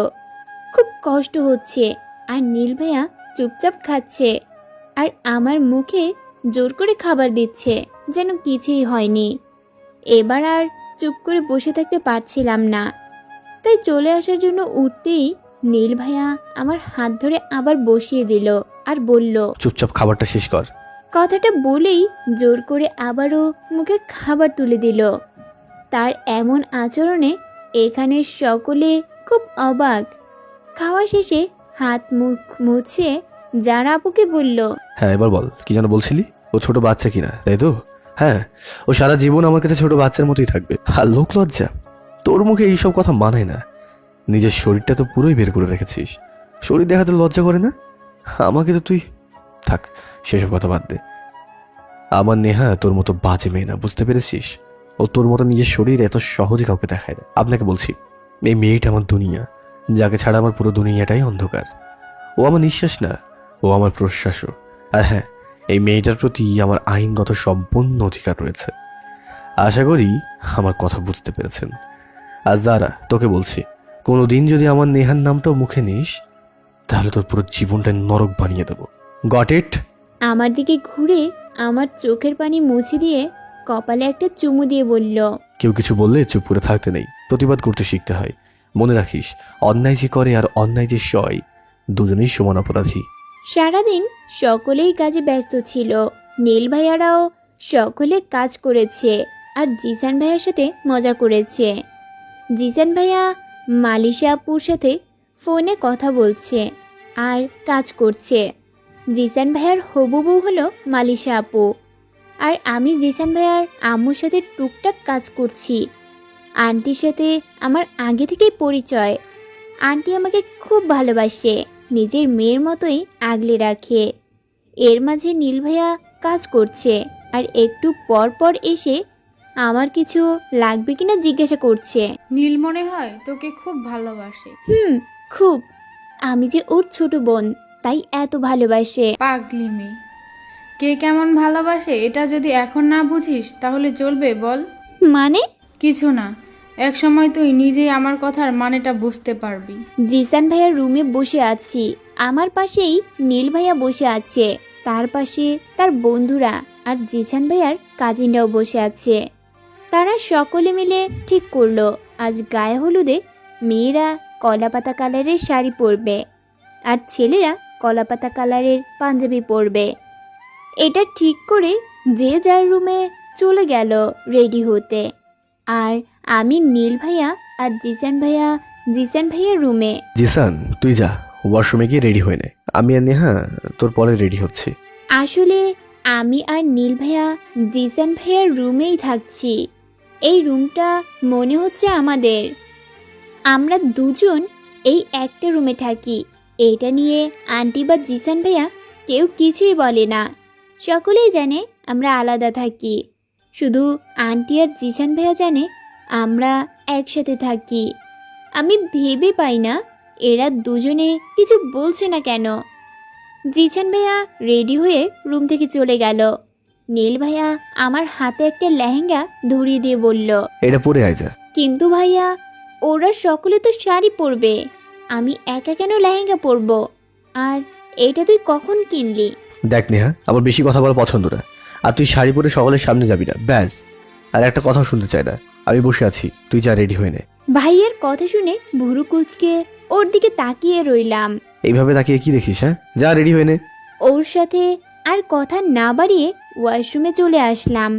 তার মানে কি ওই ছেলেটা নীল ভাইয়া ছিল যে আমাকে রাতে রাতে এসে শাস্তি দিয়ে যায়? সেও তো চায় না আমি শাড়ি পরে কারো সামনে যাই, তার জন্য আমার পেটে খামচি দিয়ে গেছে। তার মানে আমার ভাবনাটাই ঠিক, সেই ছেলেটা আর কেউ না, নীল ভাইয়া নিজেই। নীলবাবু, তুমি ঘুঘু দেখেছ, ঘুঘুর ফাঁদ দেখনি। এবার তোমাকে আমি হাতে নাতে ধরব। এতদিন কেন আমার সাথে এমন করেছিস তার জবাব তো আমাকে দিতেই হবে। কিরে, তোর হলো? ভাইয়া, তুই একটু আন্টিকে ডেকে দিবি? আমার একটু প্রবলেম হয়েছে। কি সমস্যা আমাকে বল না, আন্টি কাজ করছে। না মানে ভাইয়া, চেন লাগাতে পারছি না। আচ্ছা ঠিক আছে, দরজা খোল, আমি হেল্প করছি। তুই করবি মানে? তোর মাথা ঠিক আছে? এই বেশি কথা না বলে দরজাটা খোলতো, অনেক দেরি হয়ে যাচ্ছে। বাধ্য হয়ে দরজা খুলে দিলাম। এদিকে ঘোর বলেই চেন লাগাতে শুরু করলো। হঠাৎ পিঠের মাঝে একটা ভালোবাসার পরশ দিয়ে খুব তাড়াতাড়ি চেনটা লাগিয়ে ওয়াশরুম থেকে ধাক্কা দিয়ে বের করে দিয়ে দরজা লাগিয়ে দিল। আমি পুরো থ হয়ে গেলাম।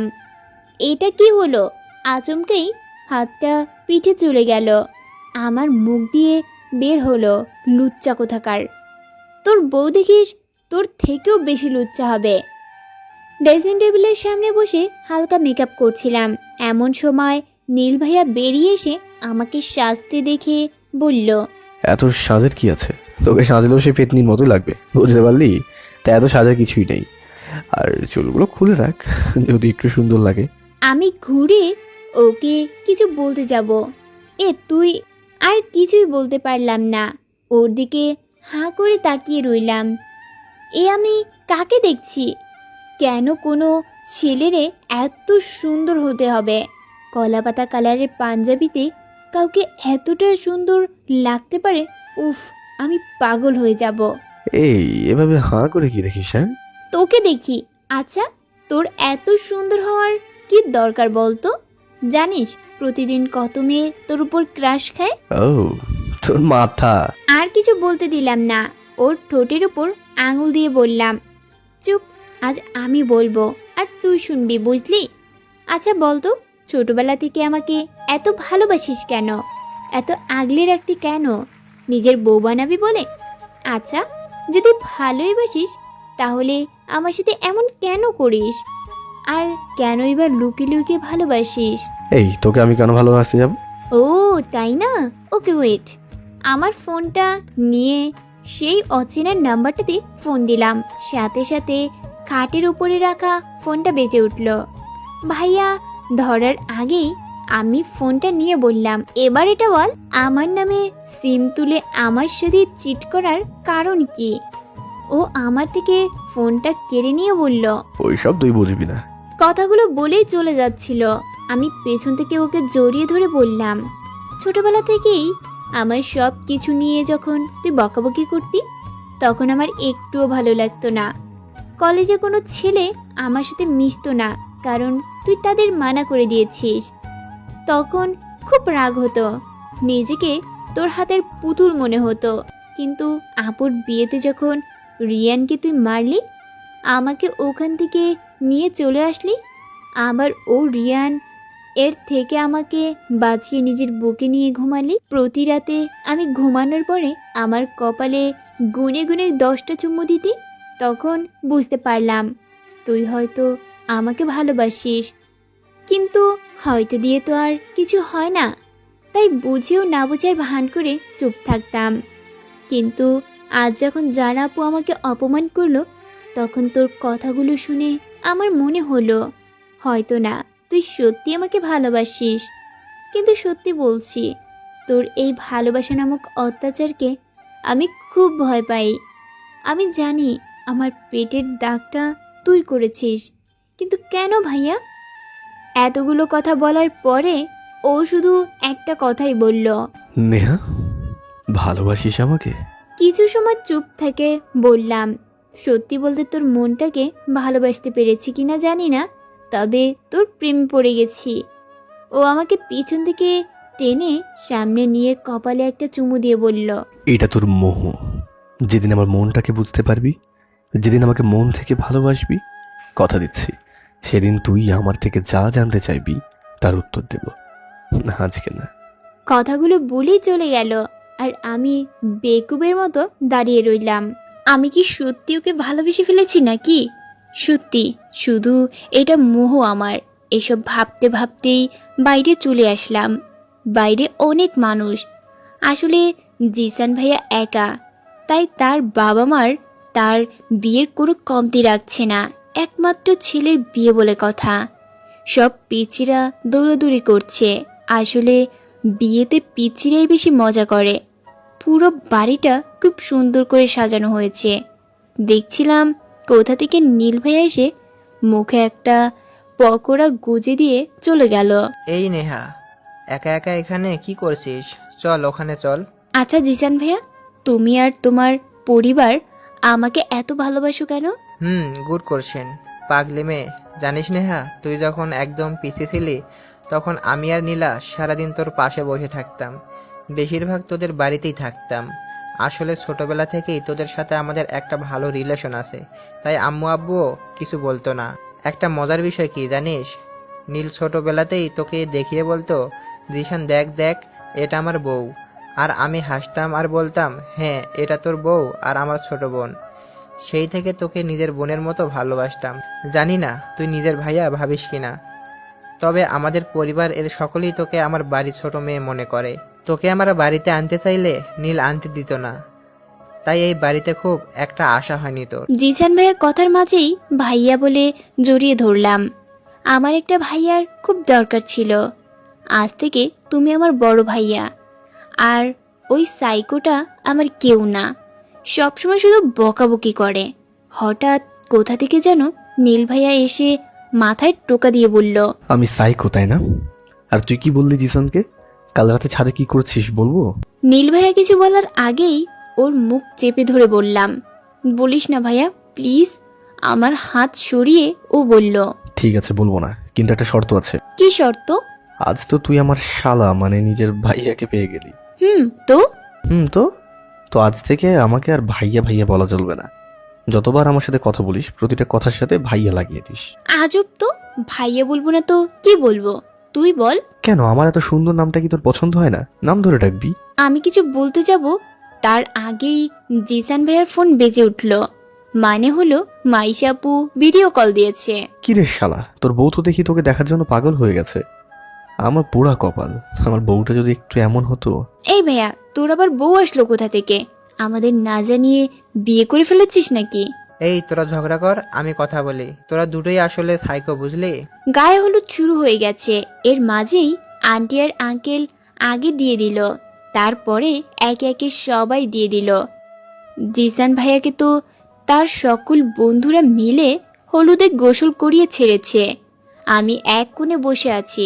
নীল ভাই আমাকে স্টেজে নিয়ে গিয়ে বলল জিসানকে হলুদ মাখাতে। আমিও হাসি মুখে জিসান ভাইয়ার পুরো মুখে হলুদ মাখিয়ে দিলাম। বোন হয়ে ভাইয়ের সাথে এমন করতে পারলি নেহা? আমি হাসতে হাসতে বললাম, ভাইয়ার সাথে করব না তো কার সাথে করব? স্টেজ থেকে নামতে যেতেই নীল ভাইয়া হাত টেনে আমার গালে হলুদ মাখিয়ে দিয়ে বলল, হ্যাঁ, এইবার একদম ঠিক আছে, একদম আমার হলুদ পরীর মতো লাগছে। লজ্জায় ওখান থেকে দৌড়ে চলে আসলাম। কোথা থেকে যারা আপু এসে আমাকে বলতে শুরু করলো, এই মেয়ে, তুমি নীলকে কি তাবিজে বশীকরণ করেছো বলো তো, যে ও তুমি ছাড়া আর কোনো মেয়ের দিকেই তাকায় না? এই কদিনে এটা খুব ভালোভাবেই বুঝতে পেরেছি যারা আপু নীল ভাইয়াকে ভালোবাসে, তাই ওকে একটু জ্বালানোর জন্য বললাম, এটা ভালোবাসার তাবিজ গো আপু, তুমি বুঝবে না। এই তাবিজের কথা মনে হলেই আমার আর নীলের একটা গান মনে আসে, জানো তো আপু? কি গান? নীল ভাইয়া জ্বালাইয়া গেল মনের আগুন নিভাইয়া গেল না। তোমার যদি বিশ্বাস না হয় নীলকে গিয়ে বলো, যাও। যারা আপু আমাকে আর একটা কথা না বলে নীল ভাইয়ার কাছে চলে গেল। নীল, তোমার সাথে আমার একটা কথা আছে। বলো, কি কথা? আচ্ছা নীল, তোমার তাবিজের কথা মনে হলে কিসের কথা মনে পড়ে? তখনই নীল ভাইয়ার ফোনে টুক করে একটা SMS আসলো। SMSটা আমি দিয়েছি, লিখে দিয়েছি, নিহাত জ্বালাইয়া গেল মনের আগুন নিভাইয়া দিয়া গেল না। আর ভাইয়া তাই করলো, যারাকে এই কথাটাই বলল। আর আমি জারাপুর পাশে গিয়ে জোরে জোরে হাসতে লাগলাম। আমাকে হাসতে দেখে জারাপু রেগে চলে গেল, কিন্তু আমার হাসি থামছে না। নেহা, কাহিনী কি বলতো? ও তুই বুঝবি না, তোর বোঝার বয়স হয়নি বলেই ওখান থেকে চলে আসলাম। এটা ও কি বলে গেল? আমার বোঝার বয়স হয়নি তো, ওকে তো আমি পরে দেখে নেব। সকলে মিলে ঠিক করা হলো আমরা মাইশাপুকে হলুদ দিতে যাব, আর আমাদের সাথে জিসান ভাইয়াও যাবে। যে ভাবা সেই কাজ, সকলে একসাথে বেরিয়ে পড়লাম। ওখানে গিয়ে তো জিসান ভাইয়াকে সকলে মিলে মুরগি বানানো শুরু করে দিয়েছে। মাইশাপুর বাবা বলল, জিসান, তুমি এখানে? জিসান ভাইয়া কিছু বলার আগেই নীল ভাইয়া বলল, আসলে আঙ্কেল, মাইশাকে গায়ে হলুদের সাথে কেমন দেখতে লাগে সেটাই দেখতে এসেছে। নীল ভাইয়া কথাটা বলার পর সকলে মিলে হাসতে শুরু করে দিলাম। মাইশা আপুকে সকলে মিলে হলুদ রানী বানিয়ে বাড়ির দিকে রওনা দিলাম। গেটের ভিতরে দিয়ে বাড়ির ভেতরে যাচ্ছিলাম। আমার এক পাশে দাঁড়িয়ে আছে নীল ভাইয়া আর এক পাশে যারা আপু। হঠাৎ ব্যথায় চিৎকার দিয়ে উঠলাম। আমার চিৎকারে নীল ভাইয়া আমার হাত ধরে বলল, কি হয়েছে? আমি ইশারায় আমার পা দেখালাম। পায়ের ভিতরে একটা পিন ঢুকে পড়েছে। ব্যথা সহ্য করতে না পেরে কান্না করে দিলাম। নীল ভাইয়া সকলের মাঝে আমাকে কোলে তুলে নিয়ে বাড়ির ভেতরে চলে আসলো। বাড়ি ভর্তি মানুষ আমাদের দিকে তাকিয়ে আছে। নীল ভাই আমাকে সোফাতে বসিয়ে দিয়ে আস্তে করে পায়ের থেকে পিনটা বের করে ড্রেসিং করে দিল। পায়ে ব্যথা করছে খুব। চুপচাপ বসে আছি। নীল ভাইয়া আমার পাশে বসে আছে মাথা নিচু করে। হঠাৎ জিসান ভাইয়াকে বলে উঠল, জিসান, গেটে পিন কোথা থেকে আসলো? ওখানে তো পিন থাকার কথা না। জিসান ভাইয়া কিছু বলার আগেই যারা আপু বলে উঠল, আজব তো, এটা নিয়ে এত কথা বলার কি আছে? ডেকোরেশনের কাজ চলছে চারিদিকে, হয়তো তখনই পিন পড়ে গেছে। যারা, কথাটা আমি তোকে বলিনি, তুই হঠাৎ উত্তর দিতে এলি কেন? নীল ভাইয়া যারা আপুর দিকে কিছু সময় তাকিয়ে থেকে জিসান ভাইয়াকে বলল, জিসান, গেটে সিসি ক্যামেরা আছে তো? আছে। চল দেখবো আমি। নীল ভাইয়া কথাগুলো বলার সাথে সাথেই যারা আপু আবার বলল, এটা বেশি হচ্ছে না নীল? কে শুনে কার কথা? আমার পাশে আন্টিকে বসিয়ে রেখে জিসান ভাইয়া আর যারা আপু হাত ধরে নিয়ে গেল। তাদের সাথে নীল ভাইয়ার সব বন্ধুরাও গেল। একটু পরে সকলেই আবার আসলো। নীল ভাইয়া আমার পাশে বসে আমার হাত নিজের হাতের মাঝে নিয়ে বলল, যারা এই বাড়িতে থাকলে আমি আর 1 মিনিট থাকবো না। নীল ভাইয়ার কথায় বুঝতে পারলাম কাজটা যারা আপুই করেছে। কিন্তু নীল, তখনই যারা আপু চিৎকার করে বলতে শুরু করলো, আমি যা করেছি বেশ করেছি। সেই কলেজ লাইফ থেকে তোমার পিছনে পড়ে আছি, কখনো আমার দিকে তাকিয়েও দেখোনি। আর ওই মেয়েটার মাঝে কি এমন আছে যা আমার মাঝে নেই বলো নীল? ওর থেকে 1000 গুণ বেশি সুন্দর আমি। হ্যাঁ হ্যাঁ, আমি নিজেকে রানী ভিক্টোরিয়া মনে করি, তবে ওই মেয়ের মতো নিজেকে মনে করি না, আর না কোনোদিন করতে চাই। ও তো একটা চরিত্রহীনা মেয়ে, যে কিনা নিজের শরীর দেখিয়ে নিজের চাচাতো ভাইকে বশ করেছে। লজ্জা করা দরকার একটা অবিবাহিত ছেলের সাথে এক ঘরে ঘুমাতে। আপুর এই একটা কথাই পুরো বাড়ির মানুষ থমকে গেল। তখনই যারা আপু একটা ভিডিও বের করে সকলকে দেখালো আর বলল, দেখো ও কেমন মেয়ে, বিয়ের আগে অন্য কারোর সাথে রাত কাটাচ্ছে। তোর সাহস হয় কিভাবে নেহাকে এত বাজে কথা বলার? তখন পাশে থেকে একটা বয়স্ক লোক বলল, মেয়েটা তো ঠিকই বলেছে, লজ্জা তো তোমাদের পাওয়া উচিত। আর কিছু বলতে না দিয়ে নীল ভাইয়া বলল, অনেক বলে ফেলেছেন, আর একটা কথা বললে খুব খারাপ হয়ে যাবে, বলে দিলাম। আর হ্যাঁ, সকলে আমার কথা কান খুলে শুনে রাখো, নেহা আমার বিয়ে করা বউ। আমার বউয়ের সাথে আমি কোথায় কিভাবে থাকবো এটা একান্তই আমার ব্যক্তিগত বিষয়। ভাইয়া কথাগুলো বলেই জিসান ভাইয়াকে কিছু একটা ইশারা করে আমাকে কোলে তুলে নিয়ে জিসান ভাইয়ার রুমে চলে আসলো। ওর কথায় ওখানকার সকলের সাথে আমি নিজেও খুব অবাক হলাম। আমাদের আবার কবে বিয়ে হলো যে আমি নিজেই জানি না। ঘরে বসে আছি, আমার পাশে বসে পায়ে মলম দিয়ে দিচ্ছে নীল ভাইয়া। আমি হঠাৎ করে জিজ্ঞাসা করলাম, নিজেকে বাঁচানোর জন্য এত বড় একটা মিথ্যা কথা বলতে পারলি তুই ভাইয়া? আর যারা আপু তো ভুল কিছু বলেনি, সত্যি তো বলেছে। একটা অবিবাহিত মেয়ে হয়ে তোর সাথে রাত কাটাচ্ছি। কথাটা বলতে যতটা না দেরি হয়েছে, আমাকে থাপ্পড় মারতেও নীল ভাইয়ের অত সময় লাগেনি। আর কোনোদিন যদি এইসব বাজে কথা বলিস তো জিভ টেনে ছিঁড়ে ফেলবো, বলে দিলাম। ভাইয়া কথাগুলো বলেই আমাকে বুকের সাথে জড়িয়ে নিয়ে বলল। আমি কোনো মিথ্যে কথা বলিনি। তখনই জিসান ভাইয়া রুমে ঢুকে পড়ে আর চোখে হাত দিয়ে বলে, সরি, ভুল সময় চলে আসলাম, আপনাদের রোমান্সটা নষ্ট করে দিলাম। শালা অভিনয় কম কর। আর ওদিকে কি অবস্থা? আর বলিস না, তোরা নেহার বিয়ের রেজিস্ট্রির পেপার দেখে তো এক একজনের চোখ আম গাছে উঠে গেছে। আমাদের বিয়ের রেজিস্ট্রি পেপার মানে?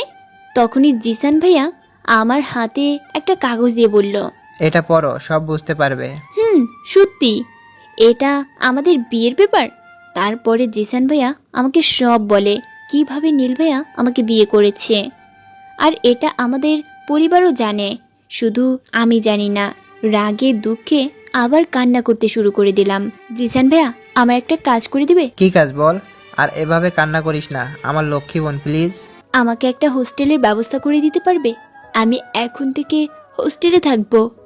আমার কথা শুনে নীল ভাইয়া আমার দিকে তাকিয়ে আছে, যেন তার চোখের পলক আর পড়ছে না। একবার জিসান ভাইয়ার দিকে তাকিয়ে কি যেন ইশারা করলো। জিসান ভাইয়া দরজা লক করে চলে গেল। আমি আর এখানে থাকবো না বলে কাটা পা নিয়ে নিচে নামতেই নীল ভাইয়া আমার হাত ধরে টেনে নিজের কোলে বসিয়ে দিয়ে বাঁধা চুলগুলো খুলে দিয়ে আমাকে জড়িয়ে ধরে চুলের মধ্যে মুখ ডুবিয়ে নেশার ধারা কণ্ঠে বলল, আমাকে ছেড়ে কখনো যাস না নেহা, প্লিজ। মরে যাবো তো তোকে ছাড়া। আমি জানি না কেন যেন তোকে ছাড়া আমার নিঃশ্বাস নিতেও কষ্ট হয়। তোকে না দেখলে পাগল পাগল লাগে। কখনো যাস না, প্লিজ। আমি বুঝতে পারছিলাম নীল ভাইয়া কান্না করছে আর কথাগুলো বলছে। আমি তার দিকে ঘুরে তার গলাটা জড়িয়ে ধরে বললাম, যাব না, কিন্তু একটা শর্ত আছে। কি শর্ত? তুই আমাকে চিট করে বিয়ে করেছিস। কেন করেছিস আমি জানি না, আর জানতেও চাই না। তবে আমার রাগ কমবে একটা কাজ করলে। কি কাজ তুই বল, আমি তোর জন্য সব কাজ করতে পারবো। আমি তার চোখের পানিগুলো মুছে দিয়ে বললাম, তুই যদি আমার কথায় রাজি হোস তাহলে আমি তোর কাছেই থাকব। আমার শর্ত হলো জেসান ভাইয়াদের বিয়ের পরে তার সাথে আমাকে আবার বিয়ে করতে হবে সকলের সামনে, যেন আমাকে আর কেউ বাজে মেয়ে বলতে না পারে। বিয়ে শেষ করে আমরা দুজনে বাড়িতে চলে যাব এবং বাড়িতে গিয়ে গুনে গুনে 1 বছর তোকে আমার থেকে দূরে থাকতে হবে, মানে আমার হাতটাও ধরতে পারবি না, এইভাবে থাকতে হবে। কথাটা বলে আমি তার দিকে হাসি মুখে তাকালাম, আর সে আমার দিকে অসহায়ভাবে তাকিয়ে আচমকা আমাকে জড়িয়ে ধরে বলল, হ্যাঁ, এমন করিস না প্লিজ। দেখ, তুই আর যাই বলবি আমি সব করব, তোর সব কথা রাখবো, কিন্তু তোর থেকে 1 সেকেন্ডও দূরে থাকতে পারবো না। এটা বলিস না, আমি সত্যি বলছি মরে যাব।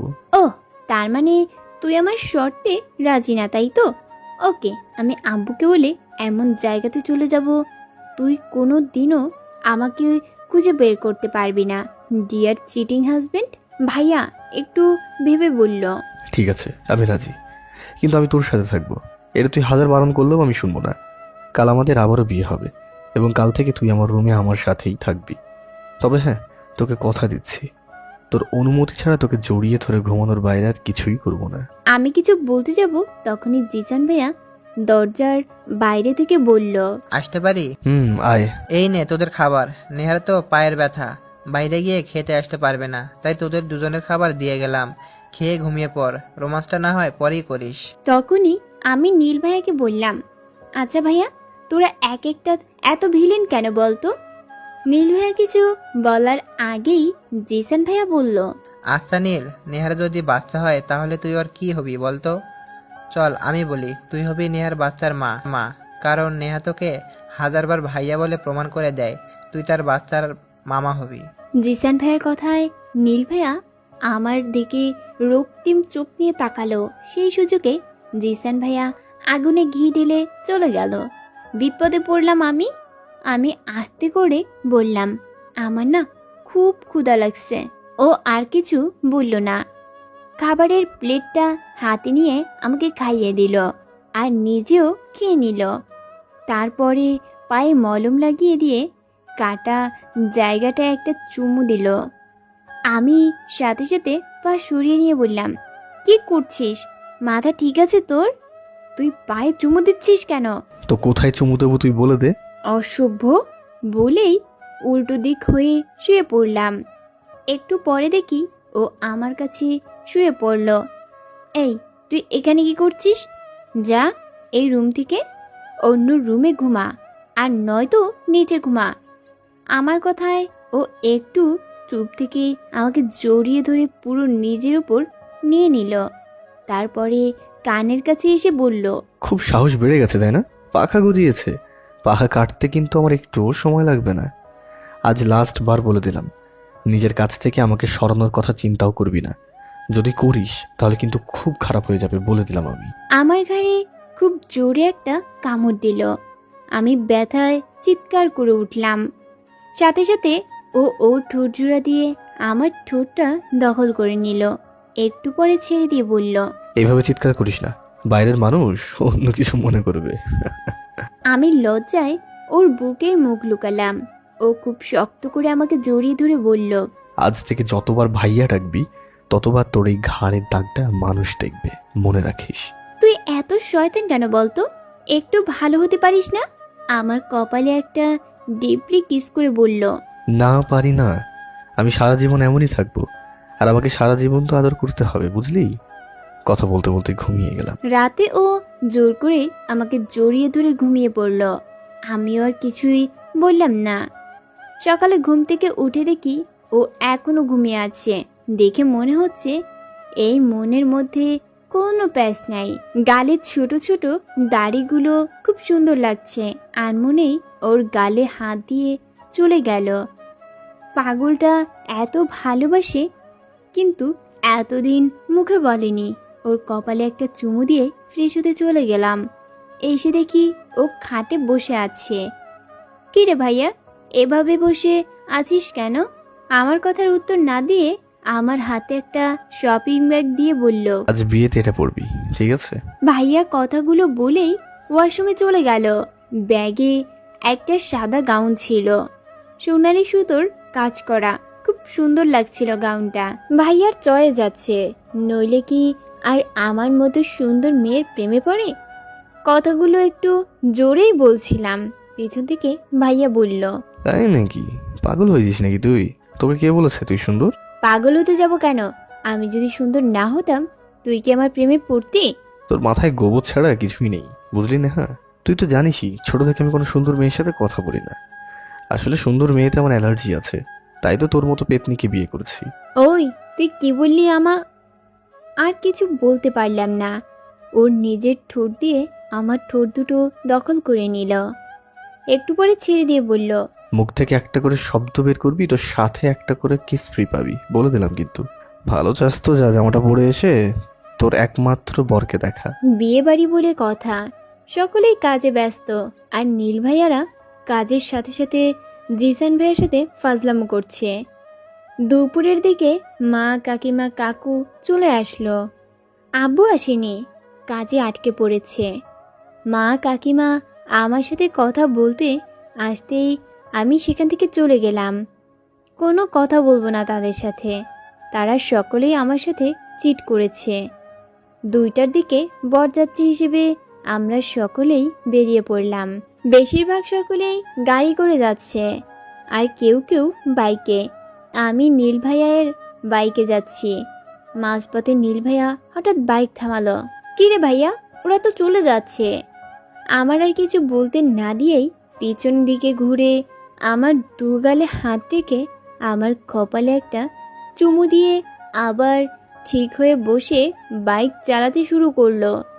আর আমি পুরো থ মেরে গেলাম। এটা কি হলো? এই হারামিটার কি সত্যি কোনো লাজ লজ্জা কিছুই নেই? এইসব ভাবতে ভাবতেই বিয়ে বাড়িতে চলে এলাম। আর বিয়ে বাড়ি মানেই গেট ধরা, প্লেট সাজানো, জুতো চুরি করা, এগুলো তো হবেই। আর জিসান ভাইয়াকে পুরো ফকির বানিয়ে ছাড়বে এই বাড়ির মেয়েগুলো। বাড়ির ভেতরে গিয়ে মাইশা আপুকে জড়িয়ে ধরলাম, তার সাথে একটু কথা বলে চলে আসলাম। খুব সুন্দর করে সাজানো হয়েছে বাড়িটা। আমারও তো কত ইচ্ছে ছিল এইভাবে কনে সেজে বসে থাকবো, আর আমার বরমশাই এসে আমাকে বিয়ে করে নিয়ে চলে যাবে। এই নীলের বাচ্চা আমার সব ইচ্ছেই পানি ঢেলে দিয়েছে। ভাবতে ভাবতে খাবার টেবিলে গিয়ে বসলাম খাবো বলে। তখনই আমার পুরো পরিবার এসে আমার সাথে বসে পড়লো। আর নীল ভাইয়া ওর বন্ধুদের ছেড়ে আমার কাছে এসে বসলো। কিরে নেহা, তুই মা কাকিমার সাথে কথা বলছিস না কেন? ও সরি, আসলে খেয়াল ছিল না। আসসালামু আলাইকুম শাশুড়ি মা। আসসালামু আলাইকুম আন্টি। নীল, আমাদের মেয়েটা পাগল হয়ে গেছে নাকি? না মা, আসলে আমি যে ওকে বিয়ে করছি এটাও জেনে গেছে, তাই এমন করছে। ও এটাও জানে তোমরা সব কিছুই জানো। ওকে কিছু বলনি, তাই হয়তো অভিমান করেছে। চিন্তা করো না, ঠিক হয়ে যাবে। আমি চেয়ারে চুপচাপ বসে আছি। হুট করে সকলের চোখের আড়ালে নীল ভাইয়া এক হাত দিয়ে আমার কোমর জড়িয়ে ধরে রইল। আমি চোখ বাঁকিয়ে তার দিকে তাকাতেই সে বলল, চুপচাপ খা, বেশি কথা বলবি না। বললেই সকলের মাঝে কিস করে দেবো কিন্তু। তোর কি লজ্জা শরম নেই? দেখ নেহা, লজ্জা নারীদের জন্য, ছেলেদের জন্য না। পুরো খাওয়ার সময়টা ও আমার কোমরটা জড়িয়ে ধরেছিল। বিরক্ত লাগছিল। খাবার শেষে কোথা থেকে কয়েকটা মেয়ে এসে আমাকে জোর করে নিয়ে গেল। আমি বারবার বলছিলাম, তোমরা কারা? ওরা আমার কোনো কথার উত্তর দিচ্ছে না। নীল ভাইয়ের দিকে তাকিয়ে দেখি ও মুসকে মুসকে হাসছে। মেয়েগুলো আমাকে একটা রুমে নিয়ে গিয়ে জোর করে একটা নীল রঙের বেনারসি পরিয়ে দিল, হালকা মেকআপ করিয়ে দিল। কিছু বলতে গেলেই একটু পরে বুঝতে পারবো। একটু পরে মেয়েগুলো আমাকে নিয়ে গিয়ে মাইশা আপুর পাশে বসিয়ে দিল। আমি মাইশা আপুকে বললাম, আচ্ছা আপু, এখানে কি হচ্ছে একটু বলবে আমাকে? তখন মাইশা আপু আমাকে সামনের দিকে তাকাতে বলল। সামনের দিকে তাকিয়ে তো আমি পুরাই ক্রাশ খাইলাম। নীল রঙের পাঞ্জাবিতে এদের দুজনকে এত সুন্দর লাগছে কেন?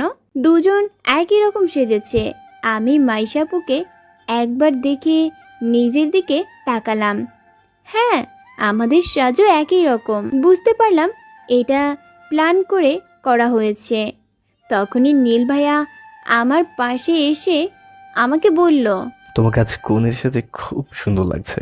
ওর মুখে তুমি ডাকটা শুনে আমার পুরো শরীরে একটা ঠান্ডা হাওয়া বয়ে গেল।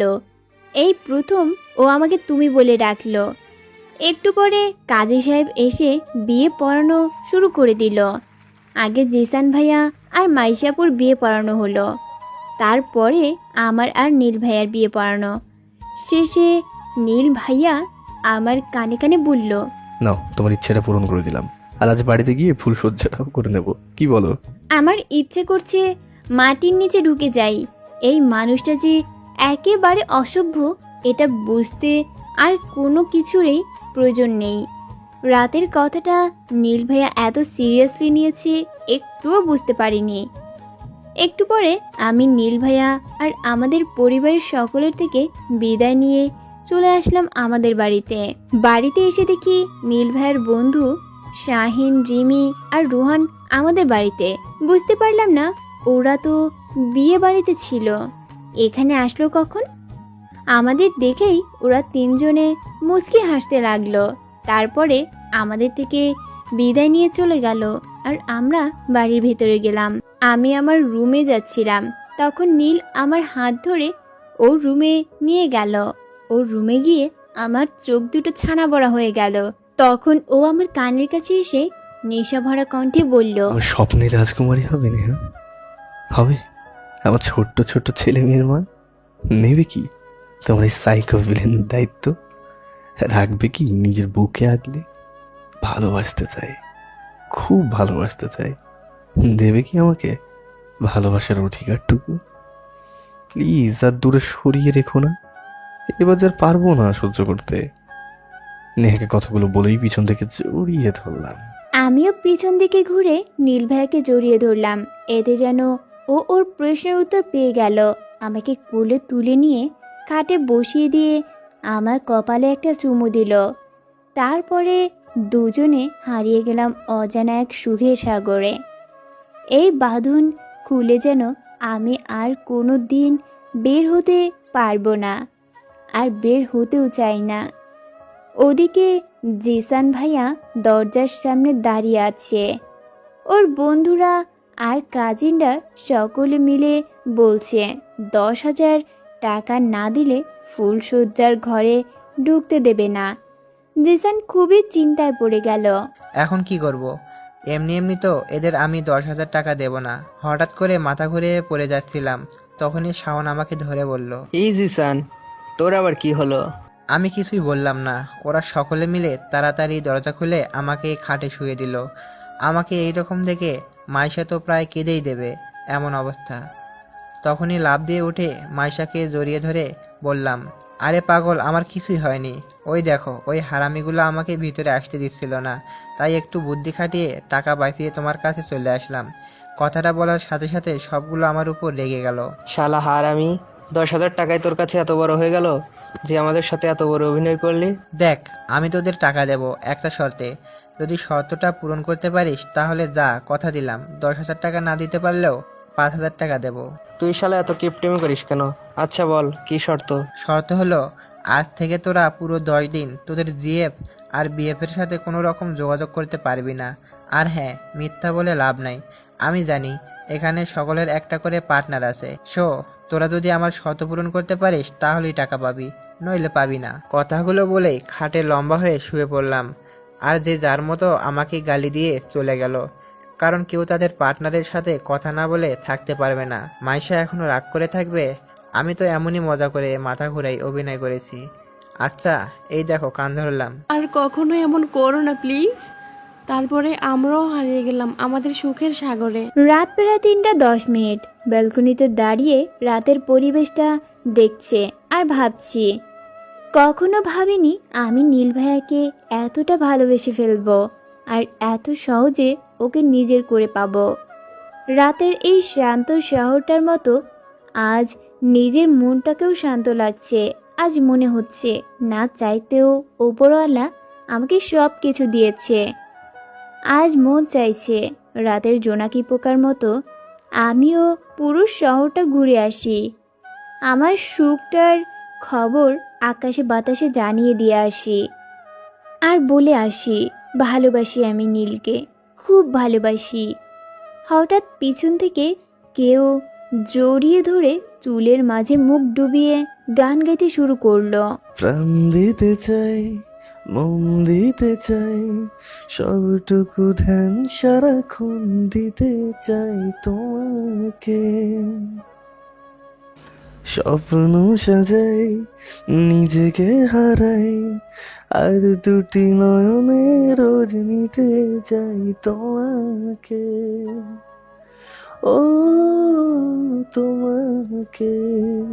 গান শেষ করেই আমার চুলগুলো ঘাড় থেকে সরিয়ে ঘাড়ে একটা চুমু দিয়ে বলল, এই ড্রেস পরে কি আমাকে মারতে চাও নেহা? আসলে অজানা সুখের সাগর থেকে বের হওয়ার পর নেহা আমার শার্ট পরেই বাইরে চলে এসেছে। তোমাকে না শুধু শার্টে খুব হট লাগছে। ভাইয়া কথাটা বলতেই আমি পিছন দিকে ঘুরে ওর চোখে হাত দিয়ে বললাম, একটা মেয়েকে এইভাবে দেখতে লজ্জা করে না? ছি, কি বেহায়া। চোখ থেকে হাতটা সরিয়ে নীল বলল, ওই অন্য মেয়েকে দেখি নাই, ওকে নিজের বিয়ে করা বউকে দেখেছি, আর সারা জীবন দেখবো, যেভাবে খুশি সেভাবে দেখবো। নীল কথাটা বলেই কোলে তুলে রুমে নিয়ে গিয়ে জড়িয়ে ধরে ঠোঁটে হালকা করে কিস করে ঘুমিয়ে গেল। সকালে ঘুম থেকে উঠে দেখি নীল আমার দিকে তাকিয়ে আছে। কি দেখছিস? কোনো কথা না বলে আমার কপালে একটা কিস করে বলল, আজ থেকে আর তুই বা ভাইয়া কোনোটাই বলবে না, ওকে? আমার নাম ধরেও রাখবে, তুমি করে বলবে। এবার বলো কি বলছিলে? বললাম, কি দেখো অমন ভাবে? কিছু না, আমার বউটাকে দেখছিলাম। আমার বউটা কত কিউট, সারাদিন শুধু ভালোবাসতে ইচ্ছে করে, সারাদিন সামনে বসিয়ে দেখতে ইচ্ছে করে। ভালোবাসি গো প্রিয়তমা, খুব ভালোবাসি। যে ভালোবাসা ফুরনো নয়, ছোট্ট বাচ্চা যেমন হওয়ার পর থেকে বড় হতে শুরু করে, ঠিক সেইভাবে আমার ভালোবাসাও বাড়তে শুরু করেছে। জানো, যখন কোনো ছেলে তোমার দিকে তাকিয়ে থাকে তখন মনে হয় তোমাকে গলা টিপে মেরে ফেলি। বারবার মনে হয় এত সুন্দর হওয়ার কি দরকার ছিল তোমার? দুজনে ফ্রেশ হয়ে নাস্তা করতে চলে গেলাম। টেবিলে আব্বু কাকু সকলেই ছিল, আমি খাচ্ছিলাম। তখনই সকলের মাঝে নীল বলল, একা একা খাচ্ছ কেন? আমাকেও খাইয়ে দাও। ওর কথায় আমার মনে হচ্ছিল মাটির নিচে চলে যায়। একটা মানুষ কি করে এত বেহায়া হতে পারে? উফ! ওর কথায় কান না দিয়ে আমি চুপচাপ খাচ্ছিলাম। আবার খাবার মুখে দিতেই যাব, তখনই আমার হাতের খাবার ও খেয়ে নিল আর আমার আম্মুকে বলল, আচ্ছা আম্মু, তোমার মেয়েকে একটু শেখাতে পারোনি কিভাবে স্বামীর সেবা করতে হয়, স্বামীর কথা শুনে চলতে হয়, স্বামীর জন্য রান্না করতে হয়? পড়াশোনা না শিখিয়ে এগুলো তো একটু শেখাতে পারতে, তাহলে আজ আমাকে ভালোবাসার অভাবে মন খারাপ করে থাকতে হতো না। ওর কথায় আর কোনো কথা না বলে না খেয়ে চলে আসলাম। অসভ্য ছেলে একটা, কাকে কি বলছে এইসব? কি গো, না খেয়ে চলে আসলে কেন? কোনো কথা বললাম না। আমার হাতে খাবারের প্লেট দিয়ে আমাকে দাঁড় করিয়ে নিজে খাটে বসে আমাকে ওর কোলে বসিয়ে দিয়ে বলল, এবার খাও আর আমাকে খাইয়ে দাও। আর যদি আমার কথা না শোনো তাহলে খুব খারাপ হয়ে যাবে, বলে দিলাম কিন্তু। বলেই আমার পেটে হাত খামচে ধরল। আমিও দমে গেলাম তার অমন কাজে। চুপচাপ ওকে খাইয়ে দিচ্ছি আর নিজেও খাচ্ছি। প্লেটটা রেখে রুম থেকে চলে আসছিলাম। পেছন থেকে নীল হাত ধরে কোলে তুলে নিয়ে খাটে শুয়ে দিয়ে আমাকে জড়িয়ে ধরে আমার ঘাড়ের মাঝে মুখ ডুবিয়ে বলল, কোথায় যাচ্ছ? এখন চুপচাপ শুয়ে থাকো, কাল সারা রাত ঘুমাতে পারিনি বউ, এখন একটু ঘুম বাড়িয়ে দাও না। আজব তো, তুই ঘুমালে ঘুমা, আমাকে আটকে রাখছিস কেন? গরু, ছাড় বলছি, ছাড়। বলে নিজেকে ছাড়ানোর চেষ্টা করছিলাম। ইস বউ, আবারও তুই তো কারি করছো। তোমাকে না মানা করেছি তুই করে বলবে না, তুমি করে বলবে। জানো, ভালোবাসি গো, খুব ভালোবাসি। কেন বোঝো না বলো তো? তুই করে বলতে কষ্ট লাগে তো। কথাগুলো বলেই আমার সারা মুখে ঠোঁটে হাজারবার কিস করতে শুরু করে দিল। ওর প্রতিটা স্পর্শে আমি যেন পাগল হয়ে যাচ্ছিলাম। আমার নিজেরও ওর পাশে থাকতে খুব ভালো লাগে, কিন্তু কোথাও একটা চাপা অভিমান কাজ করছে, যে কারণে ওর ভালোবাসাতে নিজের ভালোবাসা যোগ করতে পারছি না। এইভাবে কখন যে ঘুমিয়ে পড়েছি বলতে পারি না। ঘুম থেকে উঠে দেখি নীল রেডি হচ্ছে। আমাকে তাকাতে দেখেই আমার দিকে তাকিয়ে একটা ভুবন ভুলানো হাসি দিয়ে আমার কাছে এসে কপালে একটা কিস করে কোলে তুলে নিল। ওয়াশরুমে নামিয়ে দিয়ে নিজের হাতে আমাকে ফ্রেশ করে দিয়ে আবার কোলে তুলে নিয়ে খাটে শুয়ে দিয়ে আমাকে জড়িয়ে ধরে রুমে চলে আসলো। আমার মনে হচ্ছিল আমি 2 বছরের একটা বাচ্চা মেয়ে, যে কোনো কাজ করতে পারি না, অন্যরা করে দেয়। আচ্ছা নীল, আমি কি হাঁটতে পারি না যে এইভাবে কোলে নিয়ে বেড়াচ্ছ? হাঁটতে পারবে না কেন? 1000 বার হাঁটতে পারো। কিন্তু কি করব বলো, আমার এই মিষ্টি বউটাকে যে সারাদিন আমার কোলে বসিয়ে রেখে আদর করতে ইচ্ছে করে। লজ্জা কোথাকার, সরো তো, বাইরে যাব। আমার হাত ধরে আবার বসিয়ে দিয়ে ঠোঁটে হালকা করে কিস করে দিয়ে আমার হাতে একটা বোরখা দিয়ে বলল, বাড়িতে কেউ নেই, সকলেই জিসানদের বাসাতে চলে গেছে। আজ ওদের বউ হাত, সাথে আমাদেরও, তাই কোথাও যেতে হবে না। চুপচাপ বোরখাটা পরে রেডি হয়ে নাও। এক বস্তা অভিমান নিয়ে বললাম, আজ আমাদেরও বউ ভাত। মাইশা আপু বউ সেজে বসে থাকবে আর আমি এই বোরখা পরে যাব? নীল মুচকি এসে আমার কোমরটা জড়িয়ে ধরে বলল, জানো নেহা, একটা মেয়ে বিয়ের আগে তার বাবা মার কাছে আমানত হিসেবে থাকে, আর যখন মেয়েটার বিয়ে হয়ে যায় তখন মেয়েটা তার স্বামীর সম্পদ হয়ে যায়। আর কোনো মানুষই চায় না তার সম্পদের দিকে কেউ নজর দিক। আমি নিজেও চাই না আমার বউকে সেজে গুজে শুধু আমিই দেখবো, বাইরের কেউ না। আমার ভালোবাসার চাদরে সবসময় জড়িয়ে আগলে লুকিয়ে রাখতে চাই। পারবে না তোমার স্বামীর এই চাওয়াটা পূরণ করতে? কোনো কিছু না ভেবেই নীলকে জড়িয়ে ধরে ওর বুকের বাঁ পাশে ডিপলি একটা কিস করে বুকের বাঁ পাশে নিজে হাত রেখে বললাম, পারবো। সারা জীবন তোমার বুকের বাঁ পাশের পাঁজরের হাড় হয়ে থাকতে চাই। নীল একটা ভালোবাসার পরশ দিয়ে বলল, সারা জীবন আমার করে আমার বুকের মাঝে আগলে রাখবো। ভালো লাগে বলে তো ভালোবাসিনি, ভালোবেসেছি বলেই ভালোবাসি, শুধু তোমায়। অতঃপর এভাবেই একটা নতুন সম্পর্কের সৃষ্টি হলো অনেক বাধার পর।